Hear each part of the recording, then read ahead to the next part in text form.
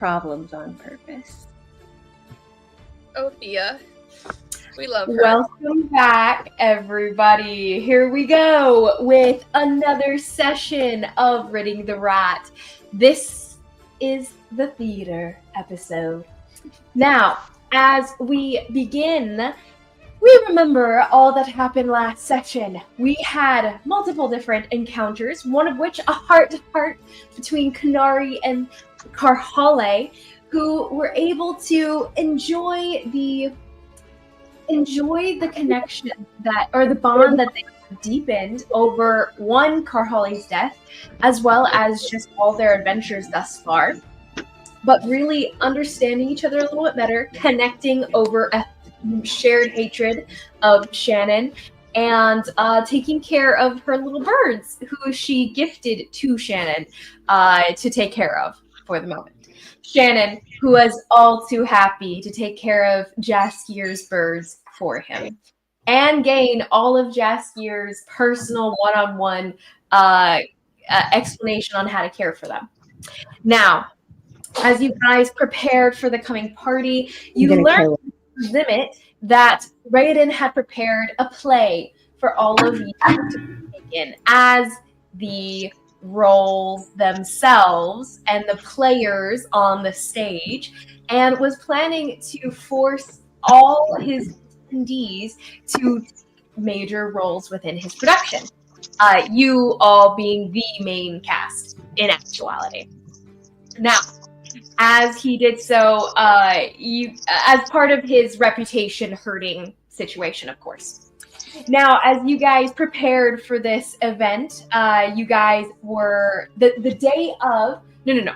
As you guys prepared, Karhale gifted Kanari some of her family heirloom ancestral dress, these vestments, a beautiful set of robes for her part that she's planning to play, which is Coel. We have Zimit taking his role as Vane, the Chaos Knight. We have Shai, who's taking on the role of the Princess Jedis, and Karhale taking on the role of the Prince Azarian. And we have Thea taking on the role of Quo, the villain. And yeah, we'll see how this goes. Oh, and Nemo taking on the role of narrator, if there are any narrator role lines. I believe there are some.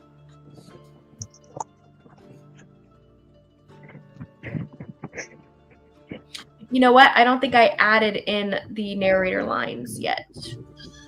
I'm not gonna lie, I didn't realize Thea was doing anything for this. Did you send a doc? Did you send the doc? Here, I'm gonna send the doc now. One moment. Send the doc.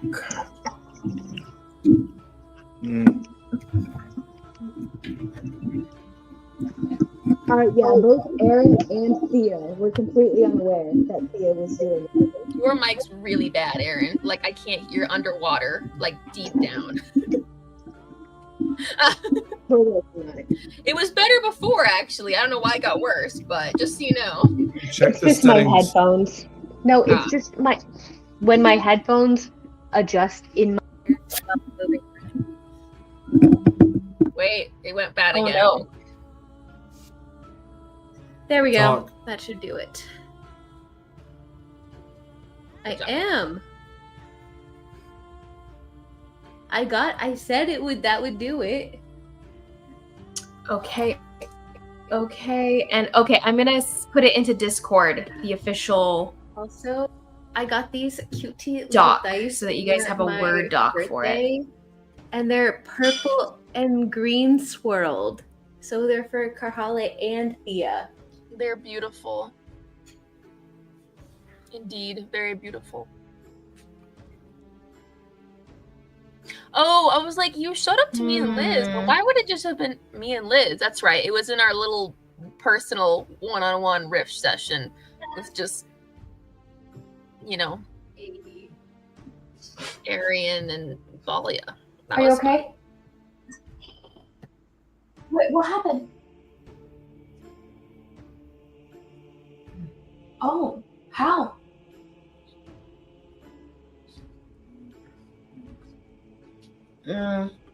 I heard a slam in the garage, and I guess he's dropped his food on the floor. Oh no, Nathan. Very unfortunate.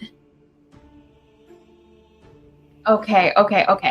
Well, the Prelude to the Mortal Lovers is the name of the doc, but the name of the play is A Dreamweavers Descent. Now, as we begin,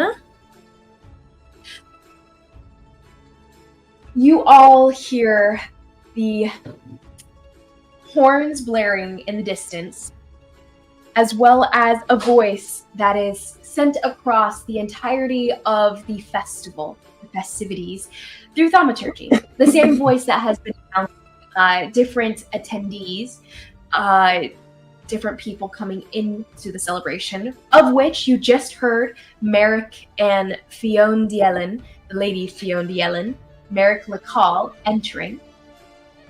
But now you guys hear another voice from Alara as she announces, if all of you would make your way towards the theater within the Dreamweaver realm, we will begin our production for the Dreamweavers Descent. And as people start to kind of, some of them mutter, some of them groan, some of them a little bit of excitement as people move in that direction. You guys hear different sounds, actually, different animal noises as you guys make your way. Oh no. Different sounds of owls, some of the creatures that you guys normally hear the sounds of down the guest wing, actually, where Shy had recently set up a bit of a indoors menagerie here for a little indoor zoo containment for a lot of his animal friends. But now you guys hear their sounds out here, all collectively. And as you guys near this impromptu amphitheater setup, you guys see within the audience seating set right before the stage, multitude of animals just milling about.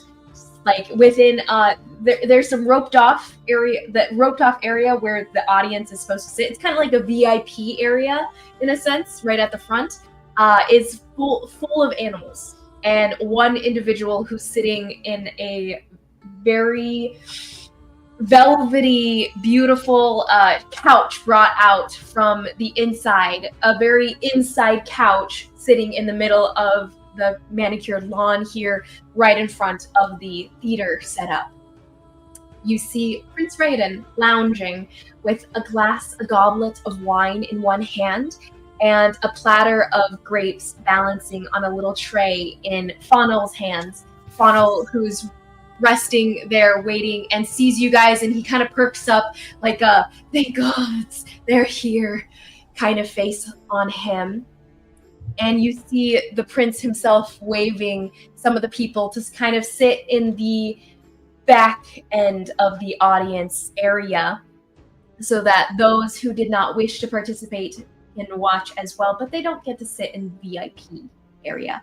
Most everyone else is waved to the behind stage, you guys included.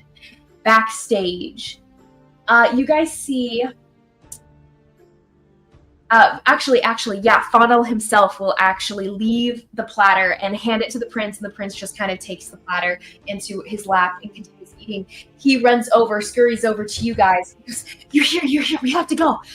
The show's going on in curtains up in about five minutes. We have to go. Is that what you're wearing, Shy? You have a costume. Yeah, I've changed at this point.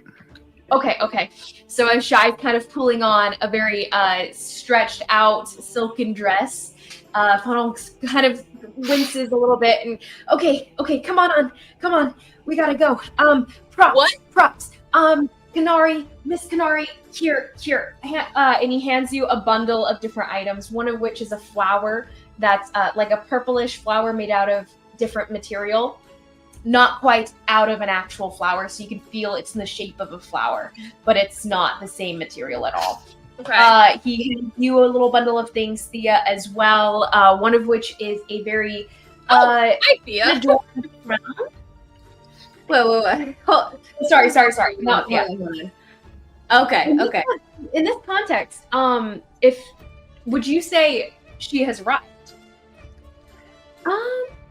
Silently but surely, or not so much yet?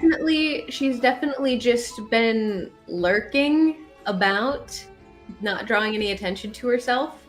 Roll me a stealth check for Thea, please. As Karhali and the rest of you guys are corralled, I'd say you're probably rolling it around now. But you don't have. She doesn't have to agree to take the stage. But you're given the rundown at the front as well as everyone else. Alara being stilted and a little cold in her explanations for you. And a script handed to you. Does Thea take it on, or does she off the responsibility? Oh, I didn't agree to this. I didn't have time to practice. Was someone supposed to tell me about this? I feel like somebody was supposed to tell me about this.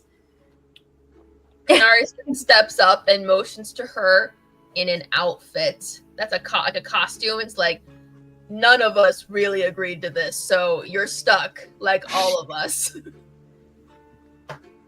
Come on. Just like the rest of us. Okay, but hear me out. Can I wear this? And just gestures to her. She's wearing a formal version of the Talon military outfit, and I just feel like this would be fitting for. Or is anybody cool with me causing like a little bit of irreverent, sacrilegious underlying humor? I really could care less. Awesome. Nobody objected, so we're going with it. I'm just gonna wear this. I think it works. No, that's not the voice you hear. You hear Little Funnel going, I mean, of course, we don't want to imply that we're associated with the Talon military, of course. There might be playing that as well. If you have me playing the villain, that would be like a little funny double entendre, you know? We could get sued. And we wouldn't be able to monetize this play. And Mr. Raiden did he did want to sell the screenplay to all the other provinces for their theaters. Are we getting paid for this? If he's making money off of our backs? Thea has a full platter of hors d'oeuvres. He has a multitude of signed contracts for all of you, actually. I assumed you guys all signed them. I don't do contracts. Yeah, I signed it. I can't write. There's an X written on Kanari's contract. He stole my signature. Okay. We'll have The contract I signed ended up with me dead, so I'm gonna say no to that. You know what? We're just gonna go on and we'll discuss these issues with Raiden afterwards. It's fine. Let's just No. Oh, Mr. Nemo, you're the MC. You're gonna introduce the play. So, Mr. Nemo, go on stage. You should probably start to calm the crowd down and lead them in and explain to them what the play is about and everything. Okay. I have no copy for you to read, but if you could also, and he gives you a list of different booths within the festival to point out to people and to remind people, the food in the Kraken experience, the Kraken Sea experience is probably not for the best for anyone allergic to anything seafood related, to point out that the fortune teller's tent cannot be held responsible for any fortunes that come true. And he just gives you a list of different things. disclaimers. disclaimers, as well as announcements for the festival at large. The dueling tent will be open after the play has ended, etc., etc. And that anyone dueling in the tent will be agreeing by crossing the threshold that if they lose anything, limbs, life, all the above, honor, it is not that Raiden cannot be held responsible, nor the staff within his household. I heard nothing but is the this last on? sentence. Is this on? Hello. So yeah. So I have this big list, and it opens and of like announcements and Funnel is like frantically leading people. He has a few of the attendees sitting down at the front with instruments that they don't know how to use. Some of them are starting to pluck at them. One of them does know how to use a set of bongos, so they start in with just a random rhythm, some beats of the drum, and that match Nemo's voice as he's speaking. Continue, Nemo. Yeah, so find your seats or animals, or I guess you can just stand in the back if you want to. So I skimmed this, and there's a lot of like information that I don't really think needs to be said, and so anything that happens here is Raiden's fault. Thanks. No, Funnel. Wild clapping from the backstage. Drawn like little sheets that he was trying to get your attention for, but you refused to read as he was like showing them to you from the bottom of the stage. And he just kind of whacks his head with one and drops them over to the side. He continues over and he goes, I don't know why they have me as a stage director. Anyway, and he runs off to the side. But Hurting his reputation, Nemo. I hope you can sleep at night. You worked so hard and you just screwed up everything. I wasn't even a part of the play. Oh, that was Aaron. Oh. Actually, no, that was Thea. Thea. I'm breaking the fourth wall. someone reaches forward Nemo and grabs you to pull you off the stage. I feel like you were halfway out and still talking, and the crowd is just kind of looking at you a little bit oddly. Most of the animals don't seem to take notice of you on the stage, though. A lot of them haven't quite decided to pay attention to what you guys are doing.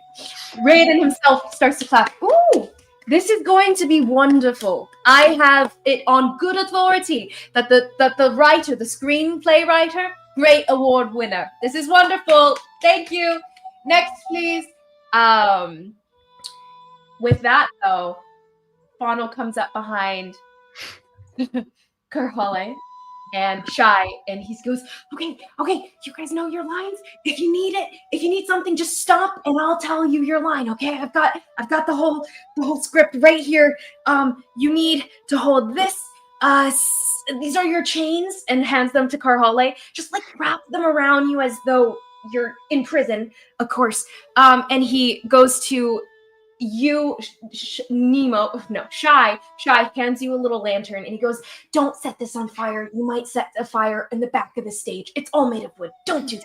Oh, don't worry. I've done reenactments before with my wolf pack. Okay, that's perfect. Don't those reenactments involve setting things on fire? No, they involve slaughtering animals for hunting practices, but it's basically the same thing.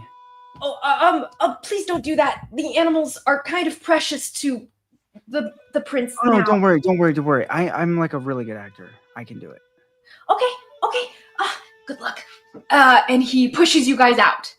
Oh wait, before we get pushed out, I give Shy a look and offer a fist bump. Style, like shoving at you guys, but you guys don't move until you move. Wait, who am I again?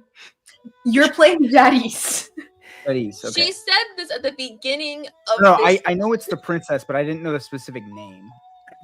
Yeah. Karhale offers Shy a quick fist bump before they head out. You guys head out, and you still hear the sounds of the drums playing. And as the drums kind of beat starts to take a louder tone, you hear Dim torchlight, a wooden prison cell built on stage. Azarian the prince sits chained. Guards march across the backdrop. Jadis the princess slips in, hooded, carrying a small lamp. She kneels by the bars. Carly, You're you're most pushing certainly not supposed to read those, but I love that Nemo is, and he should Nemo, continue doing do it. so. Do it. Read that whole thing. And yes, Connell's like doing this X. That means you're doing a great job. That's me.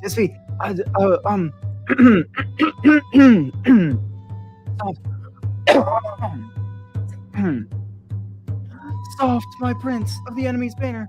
Speak not, lest the walls themselves betray us.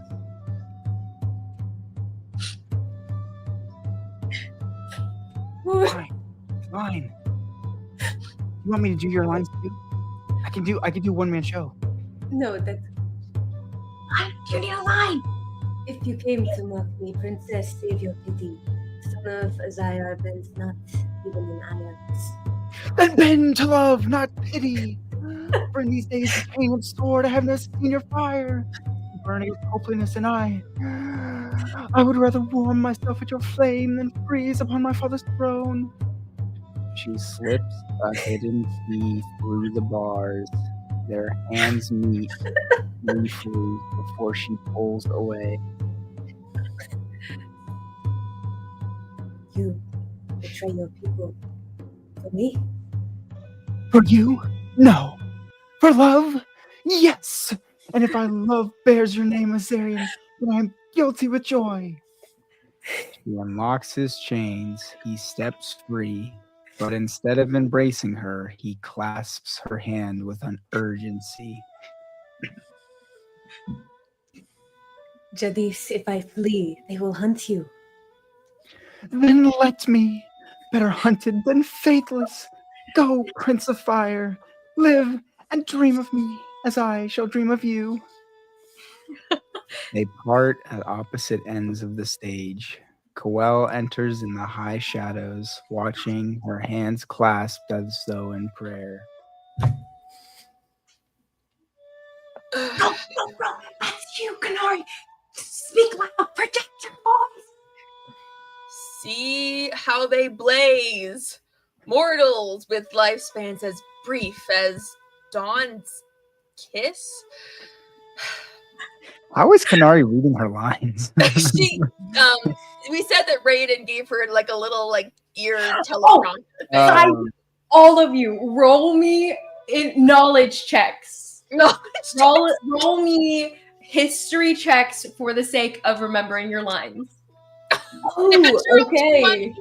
Oh, Nemo's reading them. Nemo's reading them. He's not. He's. Sorry, begrudgingly, you know every single word that is going to come out of your mouth. Yeah, I was replaying it over Did you and get over. Did you get a natural 20? I did as well. I also got a natural 20. Shut up! Are you serious? Shut up! Jared, no pressure. Oh my freaking gosh! I did not get a natural 20. He rolls What'd a you nat get? 1, and Zimmit just Um, forgot that he was supposed to show up. Nemo was got a it? natural 22. No, Nathan, you never get natural 20s. You just wasted both of yours for the next 5 Okay, minutes. at this point, I'm feeling lucky. Okay. Come on. Come on, Zimmit! Oh. Come on, Zimmit! I'm feeling lucky for my last time. Okay, it wasn't a natural 20, but it was a natural 17. That's really good too. What was it though? Intelligence? A history check. History. History check. History? Oh. Then it was a 19. A 19. Or I got a natural. natural 20, but I have a negative 1, so it's also a 19. Also a 19. Also a 19. Wait, what about Yeah, Also a no. 19.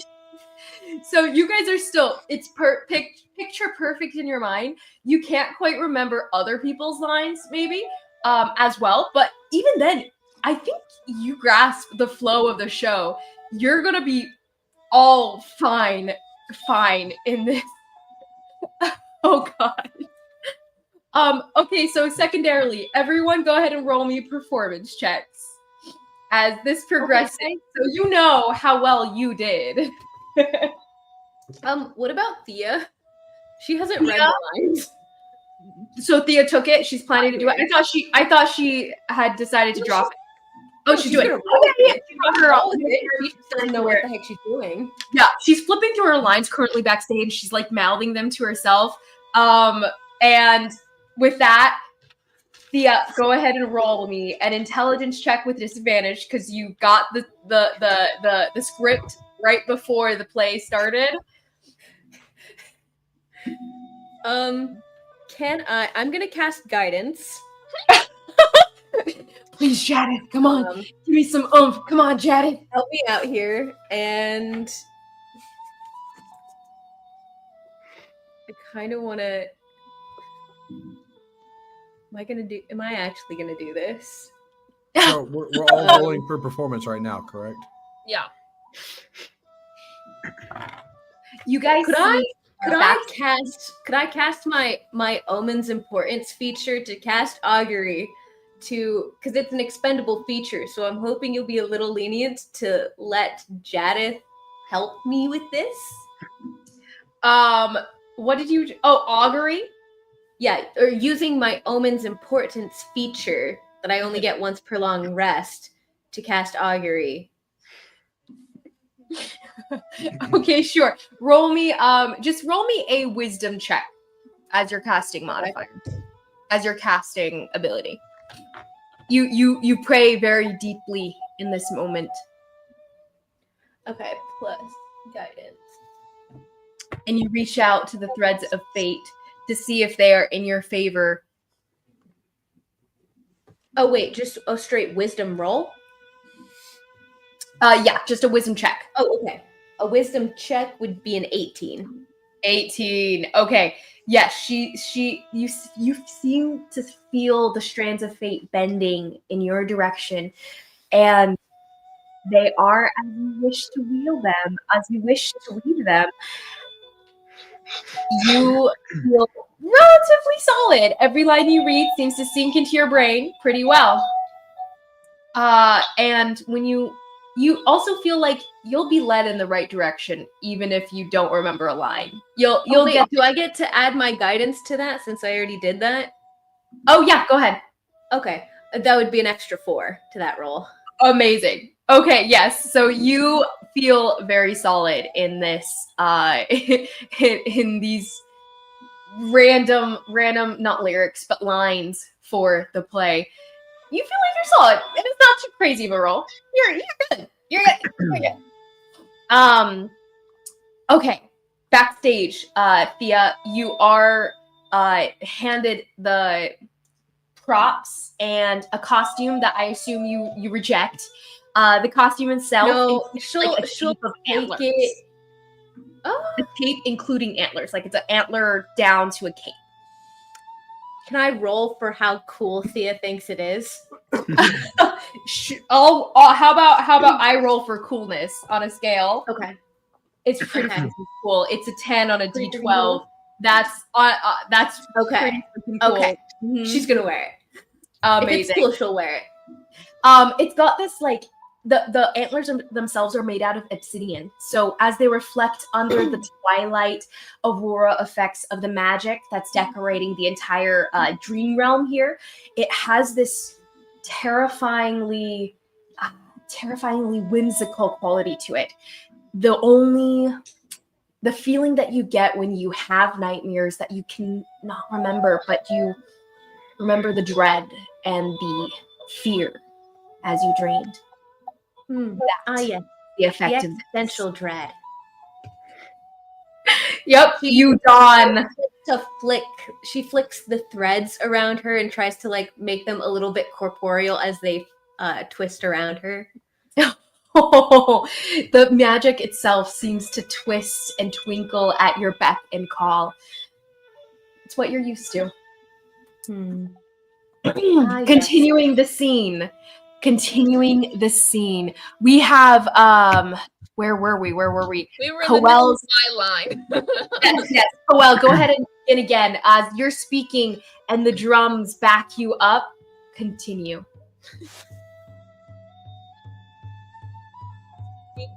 how about days? Mortals Oh. with lifespans as brief as dawn's kiss.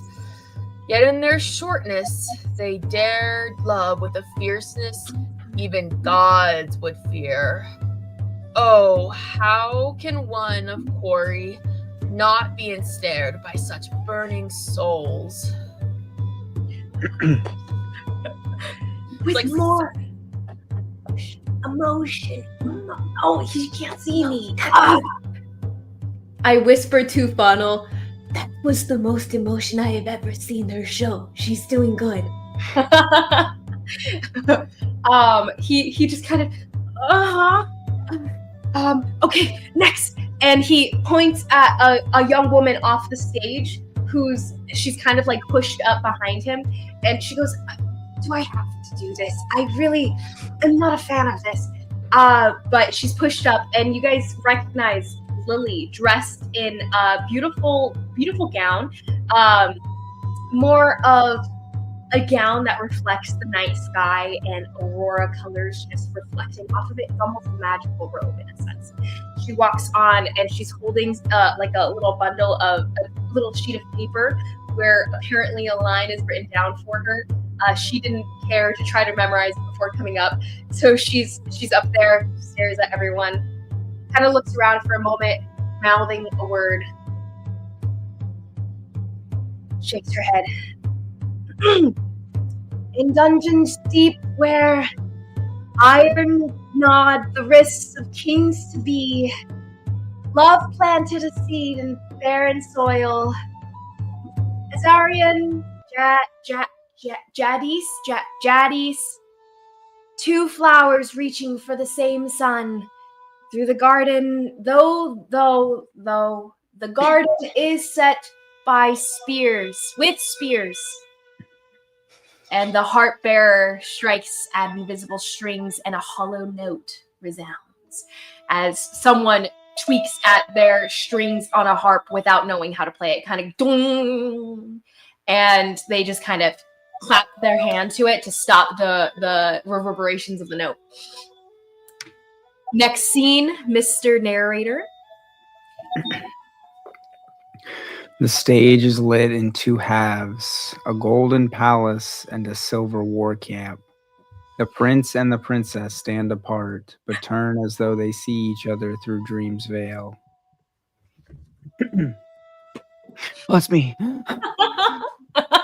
Each Autumn. night I sow peace with threads of starlight, yet each dawn our father's drum tear it asunder. Azarian, why must banners be red with blood when they could be red with roses? Would that I could burn the war maps, my Jadis, but I am shackled in mail and duty. If I cast down the sword, I cast down my people. And still, my heart dares only to bow before you. Then let my heart be your banner. Let my breath be the horn that calls you home. Even if the mountains roar, even if the rivers rage with corpses, I would cross the very edge of the dream to find you. Your words wound sharper than any spear. If war is my cage, then love is the fire that burns the bars. But how long, Jadis? How long before the dream collapses into nightmare? They reach toward one another across the stage, hands never touching as drums thunder. The drums start up again, a big boom, boom, boom, boom of war drums. And as that happens, you guys see a group of Goliaths stepping out from behind the shades, and all of them kind of having these grumbly looks on their faces. And one of them raising, vaguely familiar to Karhale, you recognize, not vaguely actually, you recognize Thavanoth and his wife, who have these really odd colored robes just thrown over their shoulders because they're too big to wear them, these costumes that they were given. But they're the colors of purple and the colors of red for the respective countries that are depicted here. And they all have these fake wooden spears, hammers, swords, all the above. And the little crowd of Goliath are told by Funnel, who's very cringing and trembly in front of them, just run across the stage and act like you're fighting each other. Act like you're fighting, but don't break anything. Oh, Don't no. break anything. They're gonna actually fight. They're gonna actually fight. They all Bad just idea. nod. They just kind of give him these rolling nods of the head, and they kind of stomp in place until they charge each other across the stages. And right behind you guys, roll me dexterity saving throws as they push and shove you guys aside. You guys are kind of in the middle of the stage, and they collide around you and over you to bring this battle. And I'm gonna roll for Thavanoff to recognize Karhale and Nemo. No, Nemo was dead. Never mind. Shy. No, but Shy. Yup. Okay. Who's Thavanoff? So you see a giant Goliath about the size and breadth of Jen Yin, actually, pounding across the stage. He's got dark skin, gravelly looking skin with these swirls and motifs all across it.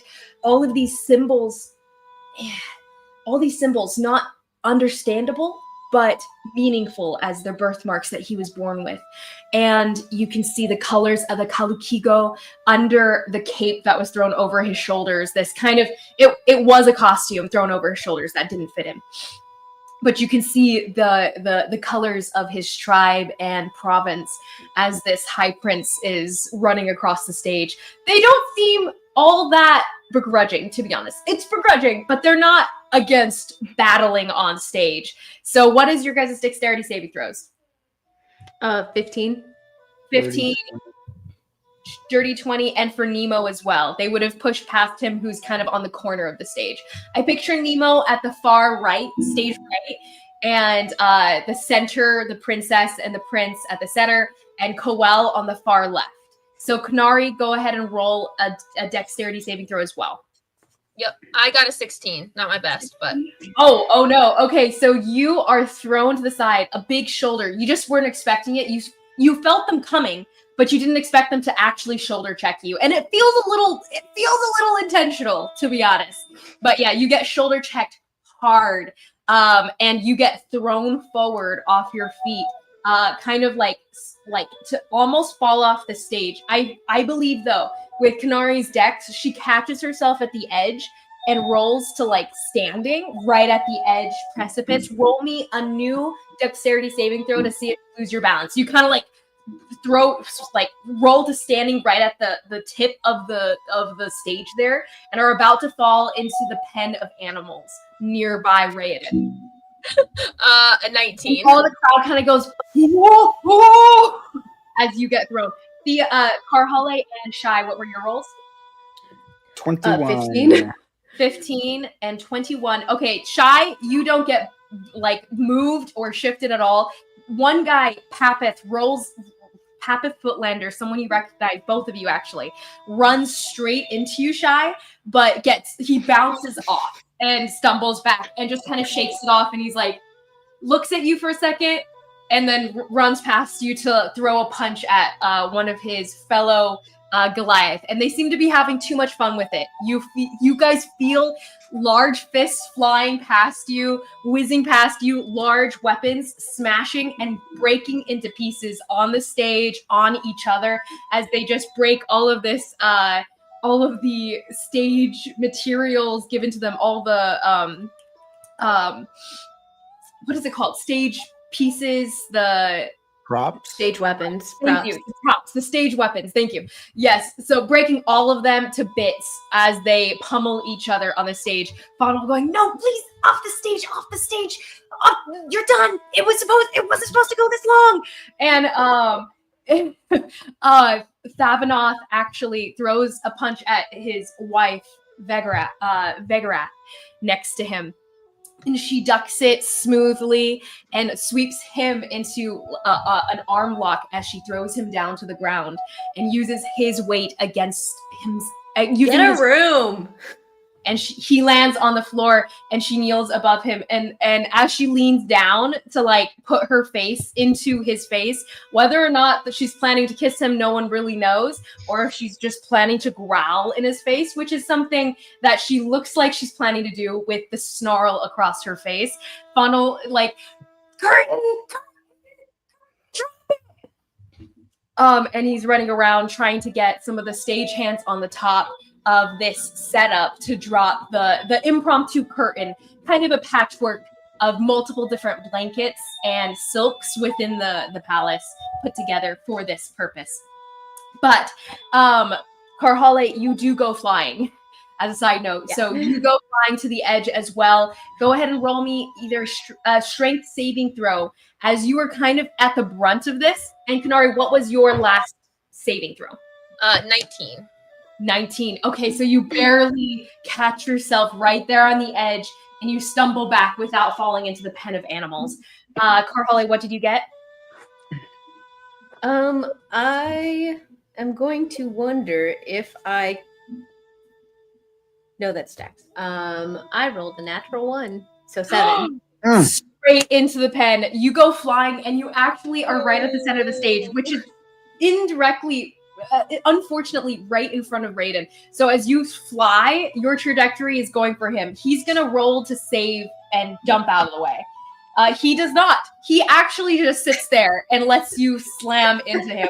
He goes, "Oh, it's 4D." And you slam down into him and crush him under your body weight, and his entire couch is broken, smashed to bits. And his hand just kind of like whacks weakly at your shoulder. It's like, "Yes, dear, that's enough. That's enough."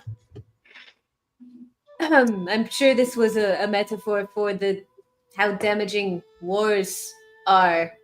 And she hustles backstage again. Everyone kind of starts to clap.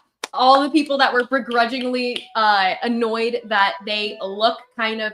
You guys see the crowd. Karhale, now you kind of see more of the crowd at large, but everyone who's watching and not participating right now, you see multiple people who look like adolescents, preteens. You see a good amount of like acne, ruddy skin. You even see some very bad teeth or bad hairstyles within the crowd from different people who refuse. It's looking like a little bit embarrassing for some of these people. But all of them start to clap now that Raiden got hit.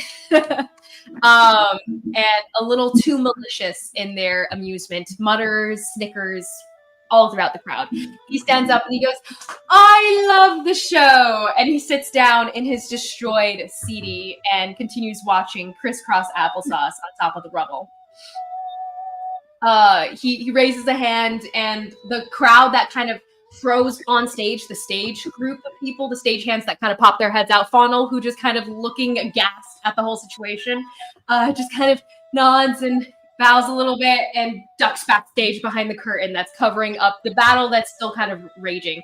Fawnal runs over to you, Karhale, as you're pulling yourself back up on stage, and he goes, please stop them. They're not stopping. I don't know what to do."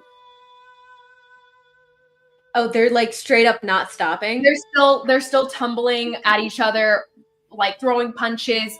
Currently, Vegarath is kneeling over her husband and making out. Yeah, that sounds about right. Nemo, what was your saving throw from before, by the way? 21. 21. Oh, Nemo like ducked and just like the hands and arms that like ran into you, the elbows that were thrown as they ran past you, Nemo. Way of the water. Just kind of like dodged it entirely. Weren't even looking at it when it happened. But Kanari and Karhale, you do take 6 points of damage from the very hard shoulder checks, and Karhale just getting hit by the brunt of a wrestling two bulls slamming into each other kind of effect, right? Yeah. You're still backstage, and you are standing with 3 halflings, actually, who are muttering and poring over a piece of paper that they're going over. They're mouthing the words to themselves. and one of them kind of pushes past you. It's like, I'm up next. I'm up next. When's your scene? When's your scene? To me? Yeah, you, big person, you. Next? What? Never mind. He's unhelpful. And then, what do you expect from big people? They don't have that. They're too high up for them to be able to think clearly. All that air is getting to their heads. The altitude, the altitude. And the other guy, I don't know. I feel like that's just a myth. Is this Mary? No, this is not Mary. You're halfling. Wait, no. Mary is in Mary the halfling. Not in Mary. Yeah, no, Mary the halfling. Yeah. The three of them kind of shoulder past you, but their shoulders like kind of ram your pelvis as they push past you. It's a little painful. Barely. But they move past and they stumble out on stage in between the scene. Karhale, you are supposed to calm down the battle here. They're still fighting, and you see halflings trying to peek out, and they're just waiting. The coast isn't clear. And Fawnal nods at you, and he goes, "Go! They're gonna kill me if I tell them in time." Okay, you can totally tell me no. Could I possibly have my axe handy somewhere where I could have someone grab it for me quickly? Yeah, totally. I would say my axe. weapons. Raiden told you guys the weapons cannot be carried while you guys are here. Oh, I forgot to say that. Weapons would not have been allowed to be brought inside. So you guys would have had to choose where to leave them. So we'll go ahead and decide this now. Where do you guys want to leave need a weapon? These hands are weapons. Maybe I can use a spell instead. I can. That's true. But you can't hold the sword out in the open. You'll have to stash it somewhere. Raiden just said, if you hold weapons, then everyone's going to bring weapons, and then we're going to have murder on our hands left and right. What about a cloak? Okay, a big old cloak. I still think it won't fly. It sticks up. Okay. Raiden would offer to let you guys store it in his safe within the household. However, it would be hard to get to in that context. So, questions. Where do you guys want to store your weapons? There's different places you guys could stash them within the festivities, but just keep in mind they would be at that location until you fetch them. I guess I don't need to have it out. I am a weapon, so I'm okay with this. Okay, so where do you leave them? Inside the castle, or probably with my axe specifically? I'm 100% not letting it out of, like, if it can't be in my sight, it's gonna be like locked up. I don't want to chance one of these morons taking it. I would say you guys could totally tuck them in some tarp wrap and put them perhaps in the pen of animals at the front where you guys can see it from the stage. Or backstage, tucked away under some other props. I think since nobody else is carrying weapons, I'm generally fine not having mine. Okay.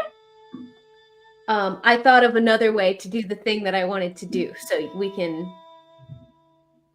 bypass. I don't know. DM, I need guidance. What would Kanari think is the best solution here? Because I don't really know. Like, you know what I mean? Like, she is possessively obsessed with this thing. So would she leave somewhere where she thinks no one can get to it in the safe? You could wear a wig. I would say that yes, it would probably be. I think Kanari would think the best option would be leaving it hidden away in that way, like away from anyone. Even though it's not something you can access right away. The only reason you would mentally be willing to do so, though, because you mentally want to hold on to it, and it's a very strong urge to keep it with you at all times. is the fact that there's a non-magic ward that had been going on within his castle that was able to kind of separate your mind from it a little bit. So I'd say that made you more willing to put it in this safe space away from yourself. But it is up to you what you would think. Other than that, I would say keeping it in line of sight was your best plan. That's fine. I'll leave it in the safe, I guess. Okay. And then the other blades, do you bring them with you and hide them somewhere nearby, or do you leave them in the safe as well? Because you have 3 swords. I know I do. So the Janlu is in the safe. Yep. Yeah. No, I think You might actually be able to fly with your staff being your prop, actually. yeah, that's kind of what I was thinking. Yeah. So that occurs to me. Coel has a little staff that she leans on like Moses. I'll leave my sword. No, yeah, I'll wrap up my other 2 swords and try to keep them in line of sight. Got I it? guess. Not that I can see, but she can sense things, so she's Yeah. tuned in So on it's that. down in the pen. And Karhale, you leave yours inside the building in the safe as well? Yeah. Got it. And then Shy Zimit, where is- did you place yours? Jared, Say that again. Sorry. where would you put your weapons? Because you're not allowed to carry them around with you, I would just but say you in my can room, hide them somewhere. Okay. So you keep them in your room within the Shy is castle. gonna just like in a hide his- lockbox type deal. Cool. Shy is gonna hide his in the wool of a sheep. One of the booths? What? In the wall of where? The wool Oh, of a sheep. of one of the sheep. Okay.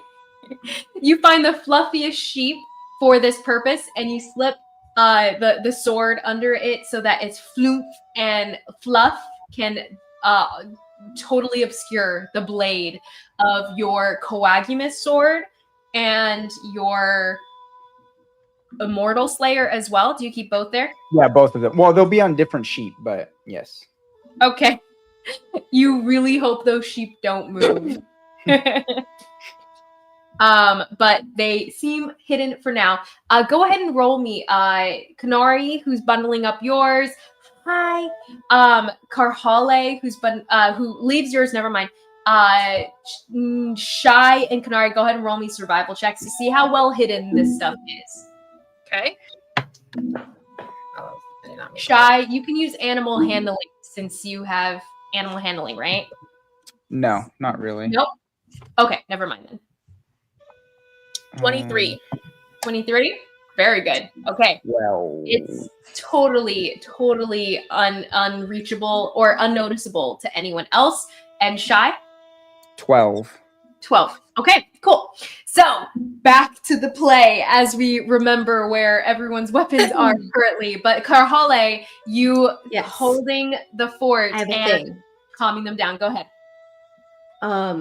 So she takes a second and she looks like, they're not afraid of me. Well, But I mean, they're not afraid of me. And they'll literally kill me. Can you just enforcer style tell them, shut up, get off the stage? You don't think they heard that? And you still hear as they're just battling in the background. oh no, this is how you take care of people who are bigger than you. And she's going to go to the stage and she is going to punch the earth beneath it and cast Earth Tremor. Interesting. So, okay, everyone within that range. Before you do this, you're doing it on the stage. I mean, the earth beneath the stage, technically. I believe Karhale would be aware if you do this, you'll probably break the stage itself. I have a second option. I have Okay. a second option. I also have Entangle, which I could do, but I wanted to do Earth Tremor because it's a dex save, not a strength save. I do think Entangle will be your only option for not breaking the stage. Unless you want to do it in front of the stage, which is presently obscured because of the curtain and the animal pens. Yeah, so there's no way I could cast Earth Tremor without completely breaking the stage. I mean, if it's intended to shake the stage, it's not it's not a stone stage. It's made of wood on top of the earth, so moving the foundation in a rumbly, earthquakey way will just do what an earthquake would do to this kind of stage, which is break it. Okay, I suppose I could. I'll say, how about this? Let's have you roll for it. It'll be a high DC though, and it will be at high risk of breaking the stage. But if you roll well, you might not. Or if you roll well, the stage will just be cracked and not broken. And if you roll really well, it'll be unbroken and just shaken. In a totally non-meta way, could Thea? No. No, nothing? Okay, not even guidance? If Karhali wants to go find Thea and bring her out here to help her, sure. But Thea is currently backstage going over lines. Yeah, no, she's not going to do that. Okay, so just a wisdom check? Yeah.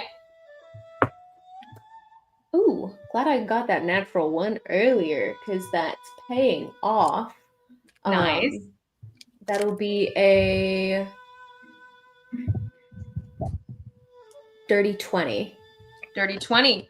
Very good. It's just wisdom. So just wisdom, you walk right? out to the front, and the ground of the stage itself seems to tremble as you gain their attention, and you punch down at the stage. The stage itself, the indent of your fist does sink into the base of the wood of the stage, which may be a walking hazard for everyone walking on the stage from here on, but it does not crack the entire stage. You see some cracks spreading out throughout the floor of the stage. It is now a little bit less stable, but it is not broken. Should I roll like an intimidation check to get him to clear off? Roll me intimidation with advantage. As the ground trembles beneath their feet and their attention is drawn to you. Okay.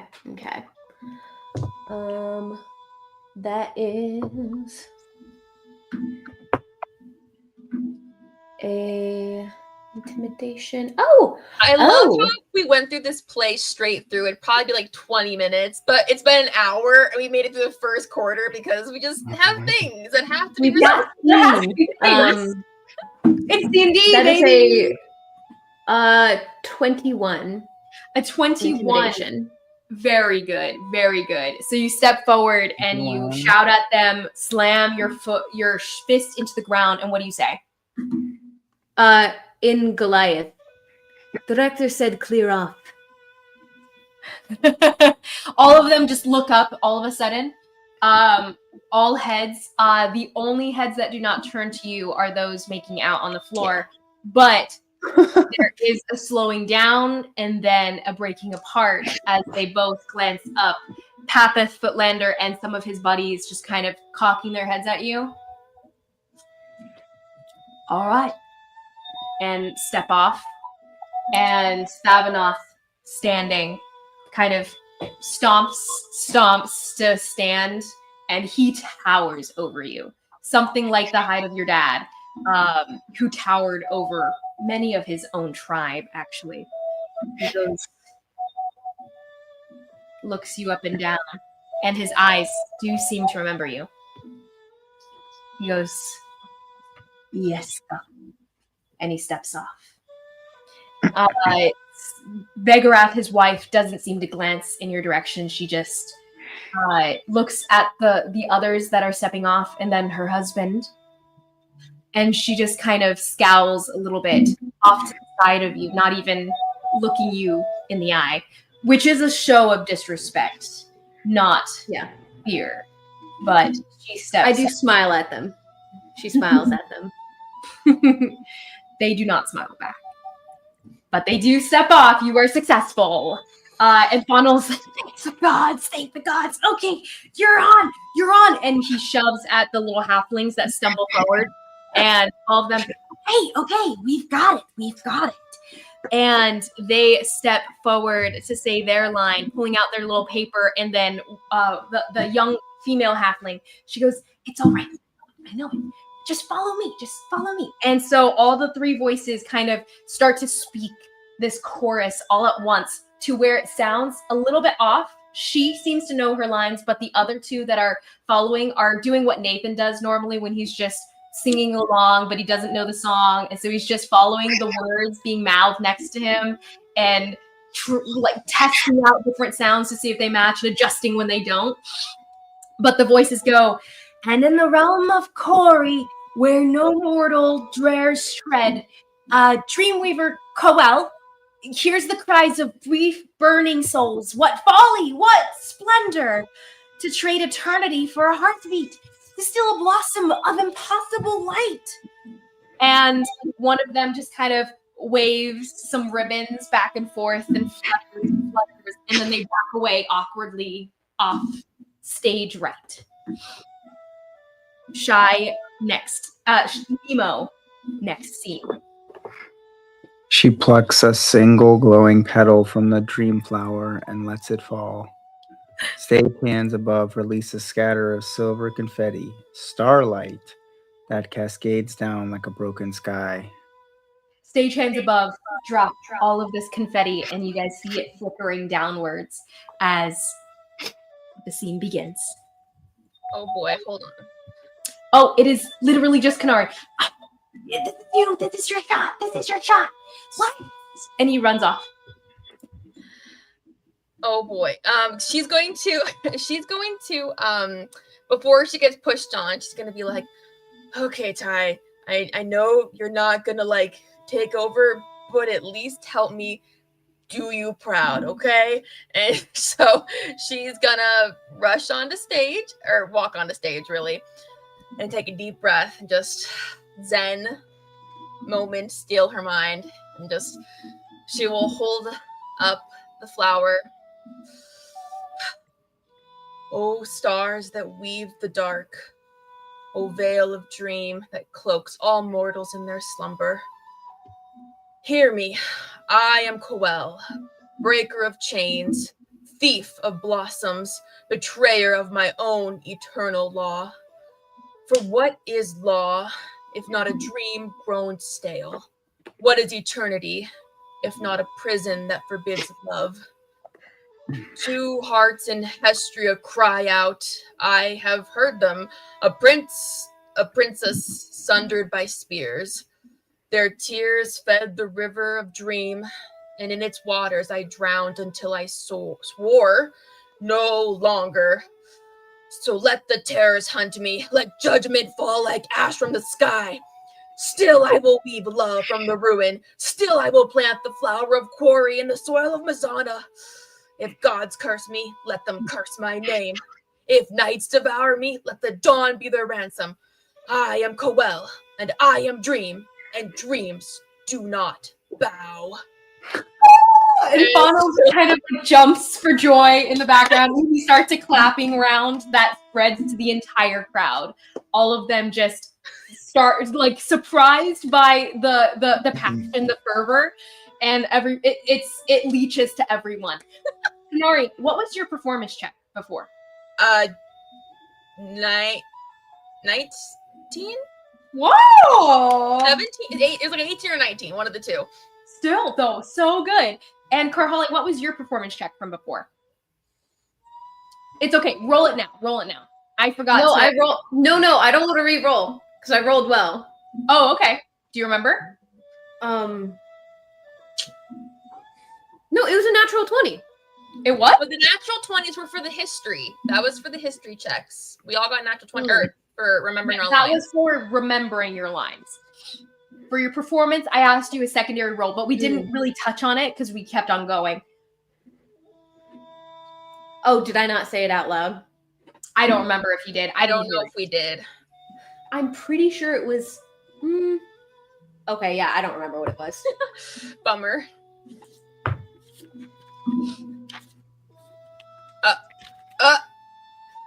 That's a good one. It's a natural 20. Yeah. Okay, Aaron. Okay, Yeah. I was Okay. half expecting a natural one. I really was. I was really half expecting it. Amazing. Okay, Karhale as this princess. Everyone's in as this prince. No, I'm the everyone's prince, enraptured. man. Some of the girls are even swooning. They are enraptured. Okay, next scene, Mr. Narrator. Stage darkens, mist rolling in.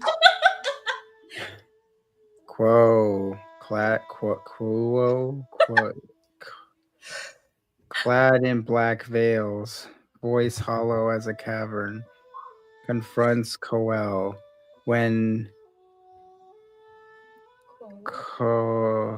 Whoa, probably. speaks. Oh, Two masked night terrors circle Coel in opposite direction, their veils sweeping. Spotlights flash with each of Hugh's shouted lines until the whole stage is swallowed in darkness. by the way, so as Nemo is reading and saying, no, not reading, speaking his lines that he does remember in the monotone that he did not practice. Oh no, I'm reading them. I'm not Oh memorizing. yeah. Nemo's reading fully. That tracks because we had talked about him not reading his lines and then. He can't read very well, which I just forgot about. Oh yeah, he doesn't read very well. You're right. Man, Okay, none of the Shadows End can really read all that well. That's unfortunate. That's so sad. But it's true. That's so funny. Okay, but as Kanari, you end your lines and Nemo begins his narration for the next part. Roll me a wisdom saving throw. I'm sorry. What? Okay. That's pretty good. That's a 23. At 23, you feel a presence prodding at your mind. Reaching. Is it my freaking dad? Trying to find something, but you can't tell what it is before you eject them from your mind. I can't do anything about this now. I can't. I don't know where it's coming from. No, I guess. No. Your senses reach out toward the crowd, but roll me a perception check. 25. Nemo's monotone overshadows the dread that fills you and that cold that prickles at your neck. And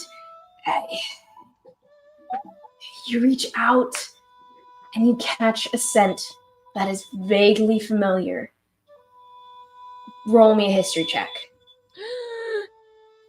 Oh, a history check?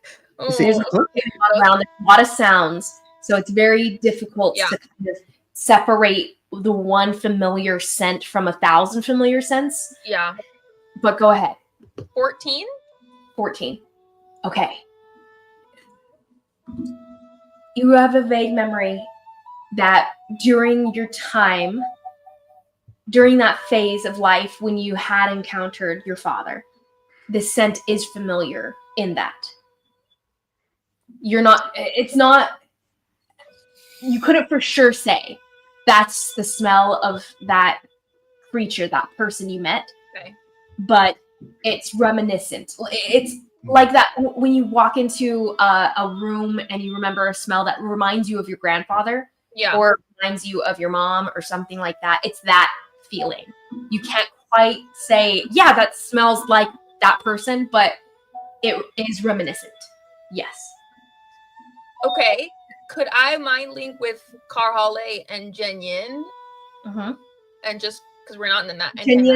Jenyen's backstage currently. He's actually walking on right now with Thea, who is walking up front.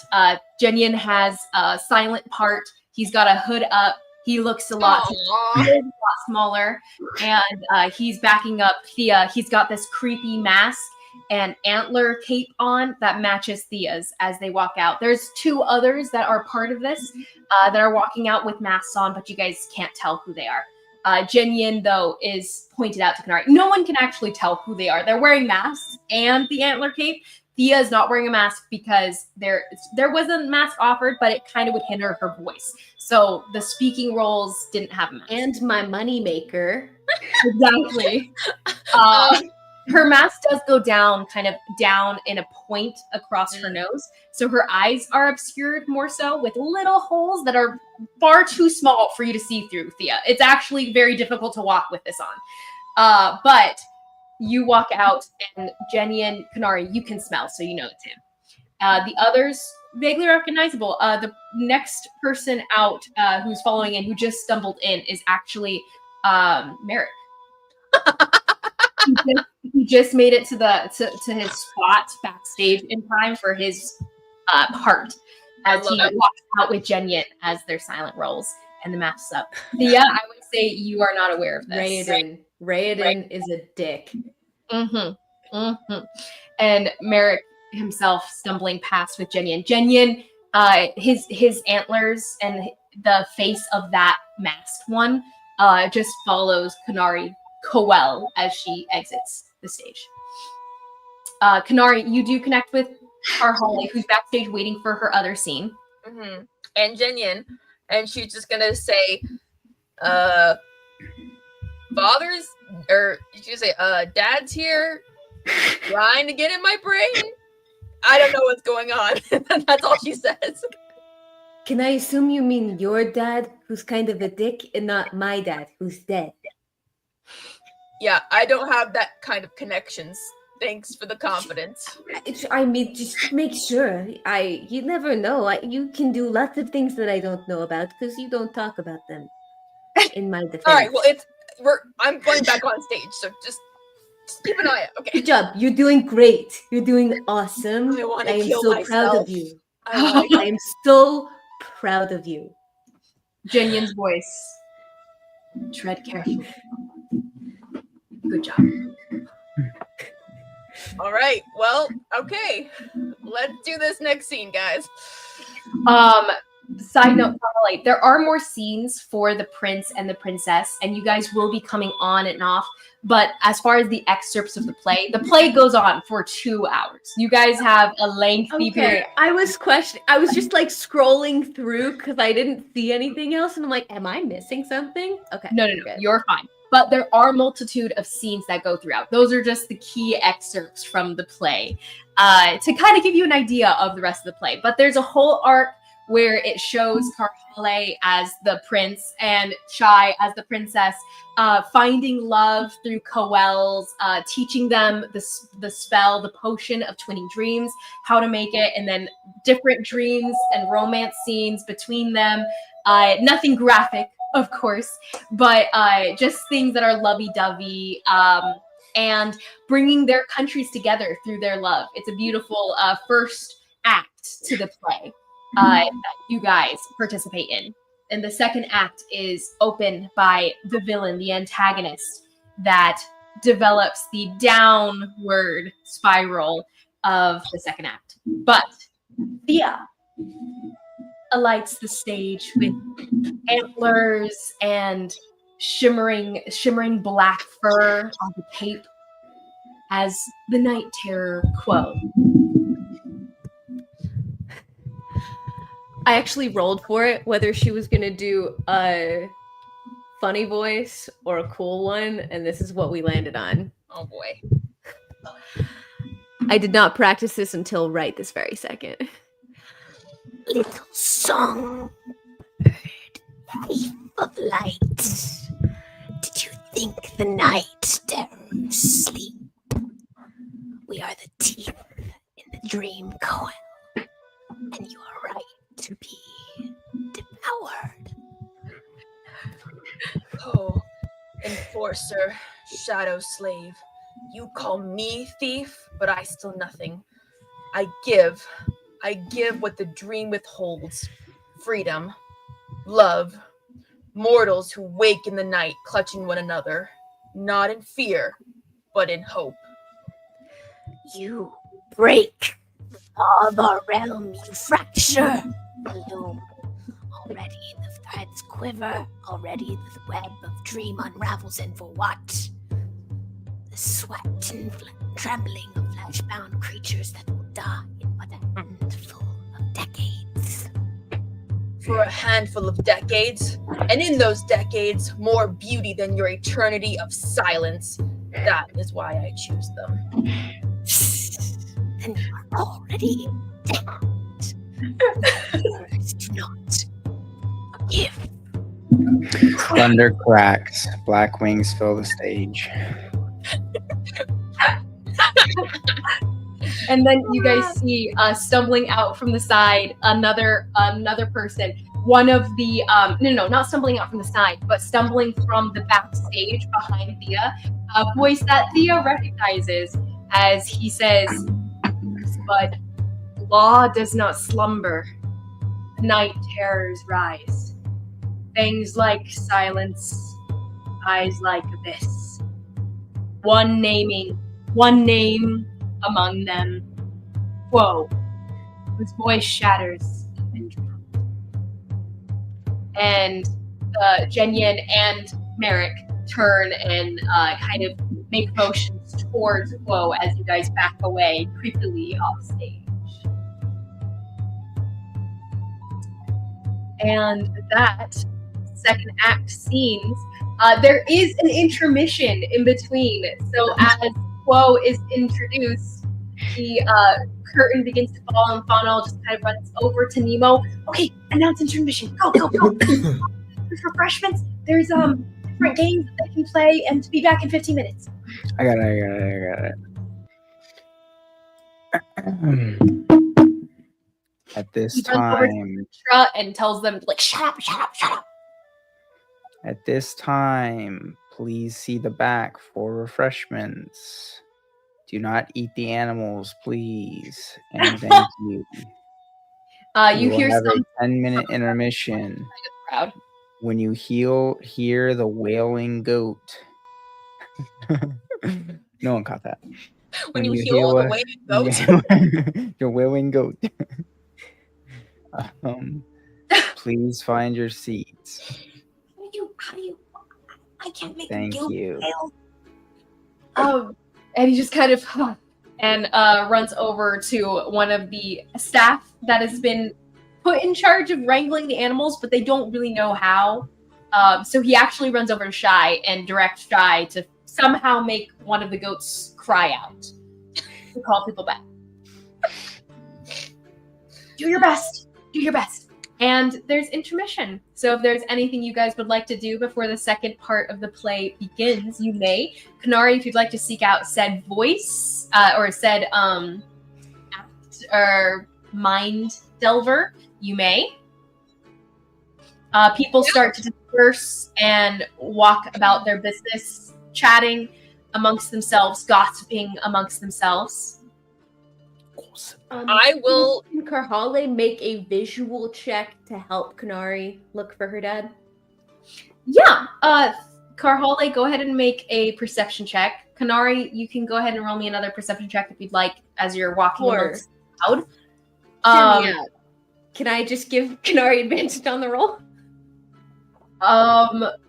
Yeah, you're helping her. Go ahead. Yeah. Okay. I already have advantage. The thing is, she already has advantage, yes. And Oh, okay. I don't think you could really help her so much as you're the eyes and she's the ears. Yeah. So never mind. I'll just roll my own. I appreciate it though. I am unhelpful. Karhale is incredibly unhelpful. Meanwhile, she catches sight of Jaskier at some point and just ends up staring at him for a minute, forgetting that she was looking for your dad. Jaskier I rolled like a 10.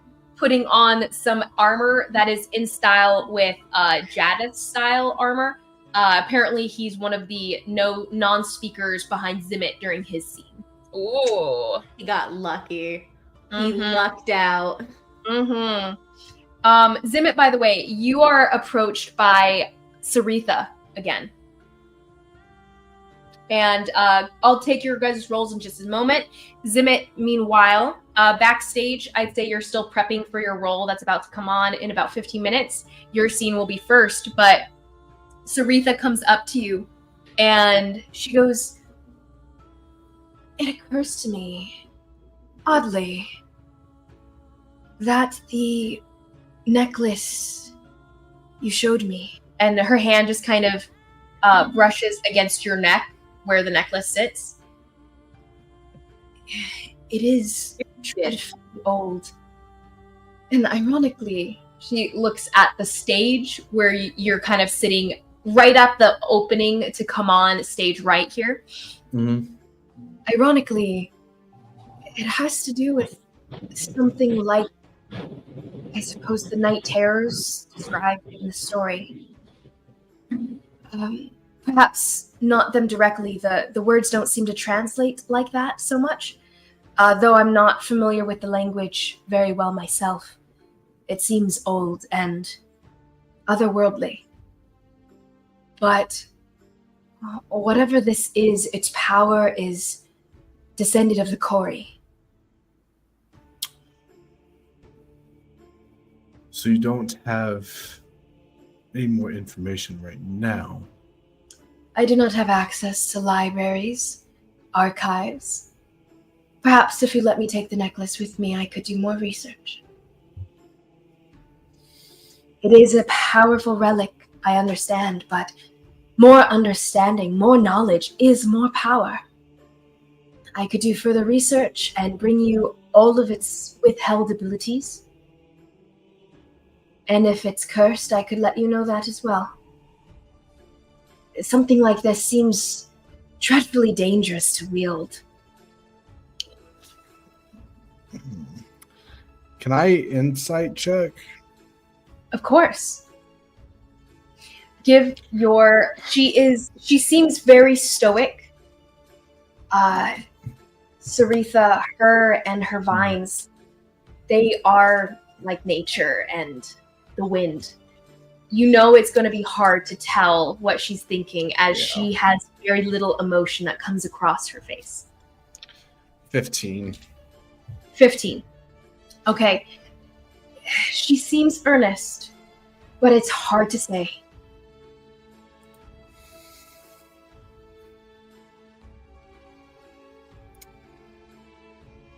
If I let you take it,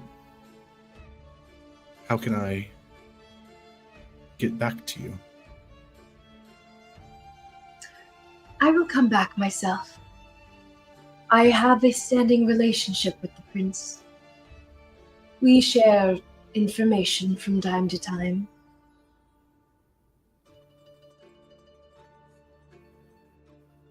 Okay. I trust you. Oh well, I would love to know more about this necklace and the knowledge that you can possess. However, there is something that we might be able to do instead of having you travel all the way back. Is I know that the Mad Prince himself has a very fine collection, and as I have done some research myself in the past week, but I don't have your experience and your elegance. Shall we try to find it later together? An adventure to find the prince's secret archive? I would be remiss to turn such an opportunity down. Please, take me on an adventure. But first, you must watch the performance. I look forward to it. Those in your profession must hail you highly. You deal well with words. I don't deal well with just words. Roll me a persuasion check. Dang, I was hoping you would say an advantage. Why can't you give me advantage? Okay, hold on. You don't have any advantage as of yet because we'll see how well you do here as general charm. Come on.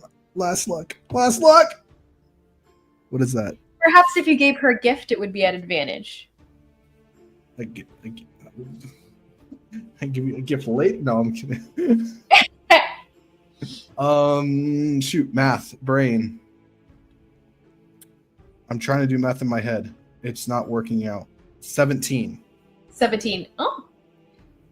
She doesn't blush or her eyelashes do flutter just a tiny bit. It seems a bit of a twitch in the facade of serenity. And she nods graciously and steps back out of the backstage and circles back to the crowd. She finds her seat in the eatery area nearby to continue watching from afar, but watching. And your voices are magically enhanced for the sake of the entire crowd. Meanwhile, Kanari, Karhale, what were your roles? I was unhelpful. I have an 11. Oh, yeah. I do remember that. It was I have higher perception. No, I don't. It's just 11. Never played. It was a 25. You didn't need my help anyway. It was really just moral support. It was moral support. She needs that moral support. Aside from that first scent that was reminiscent and struck the chords of your memory, you don't smell, sense anyone else, anything that bodes in that direction. Either he's hidden very well, or what you experienced was a fluke. So she sensed something twitching her mind, and then she smelled something? Yeah. Mm-hmm. Yeah. All right. Well, I guess we'll do a more thorough search afterward or something. We'll see. Mm-hmm. Zimit, We could have that one girl check the guest list to see who's checked in. Zimit, roll me a wisdom saving throw. At least I'm somewhat okay with those. Dirty 20. A dirty 20. Zimit, actually, the saving throw is moot, but roll me a perception check. I'm bad at perception. I'm in danger. That's what I...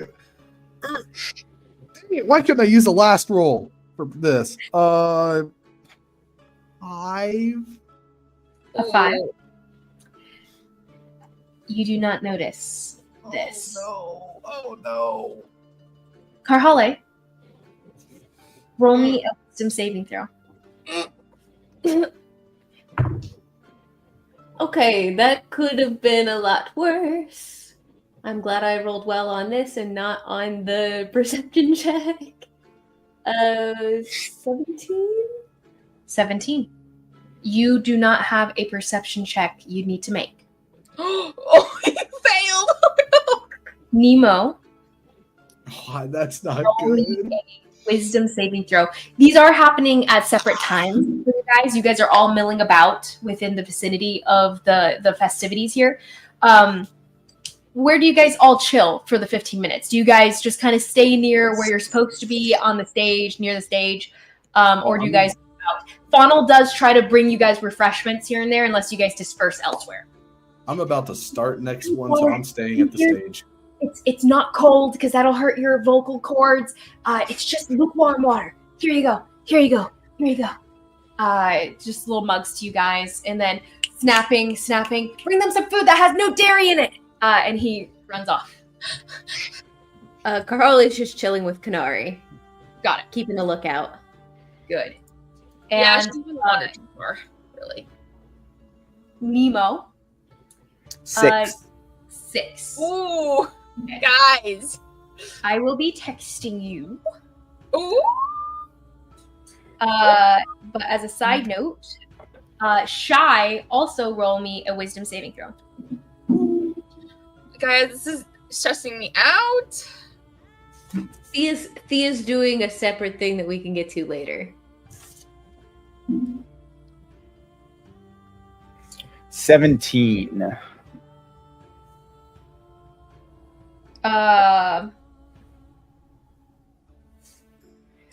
One.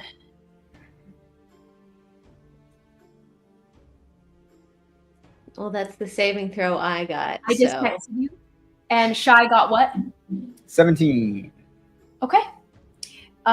You will also not need, neither will need perception checks. I'm really hoping that we don't need perception checks because we saved. Well, wait, Nemo I failed. saved. I Wait, did you? saved. Yes. Wait, what but did you I roll? had- I What rolled did a you roll? dirty 20. Oh. Z- Just kidding. Zimmet- Never mind. We Zimmet probably didn't save then. did have a very high roll, but I cannot tell you whether you saved or not. So, Yeah. I know. Well, I'm gonna die. I'm gonna freaking die. Nari and Karhale looking around, frantically trying to get any sense or any familiarity from the crowd's faces. As a side note, Kanari, none of the acolytes you cannot scent or hear anything that reminds you of the acolytes. So you're alleviated of that kind of stress, at least. Shy. Actually, all of you guys, go ahead and roll me perception checks as you guys are walking about and see what you guys pick up from different whispers and the talk of the crowd as you guys are moving about. 16. 16. 8. 8. Okay, I would say, who did you roll for, Shy or Nemo? Shy. Okay. Yeah, I feel like Shy probably got onto his knees and was playing with some of the animals. I And get on my knees. and started to play with some of the animals, making sure they were comfortable. So wasn't really paying attention to the crowd at large that gave a wide berth to the animal pen. Karhale, what did you get? Karhale got a perception. Karhale got a 12, but Thea got a 29. Okay. Karhale Which does overhear 29 was a natural 20. Dang. Okay, well, Karhale does overhear some of the halflings as she passes by, some of them just bickering about who did or did not carry their part within the play very well. It seems like they seem a little disgruntled and just generally unpleasant, these little halflings, as they're kind of growling at each other and snipping and bickering. One of them goes, You weren't even doing as well as the bald person that was on the stage. I mean, what do? We do this kind of stuff all the time at home, and now you're giving a bad name to all sourberries. I can't with you. and walks away. And then, but dear, and follows after her. Zimmet, with a 17, you overhear some conversations. You overhear a whisper conversation, actually. You pass by a group you're familiar with. Roll me a history check, possibly familiar with. Roll me a history check, but the DC is pretty low for you because you are from this area.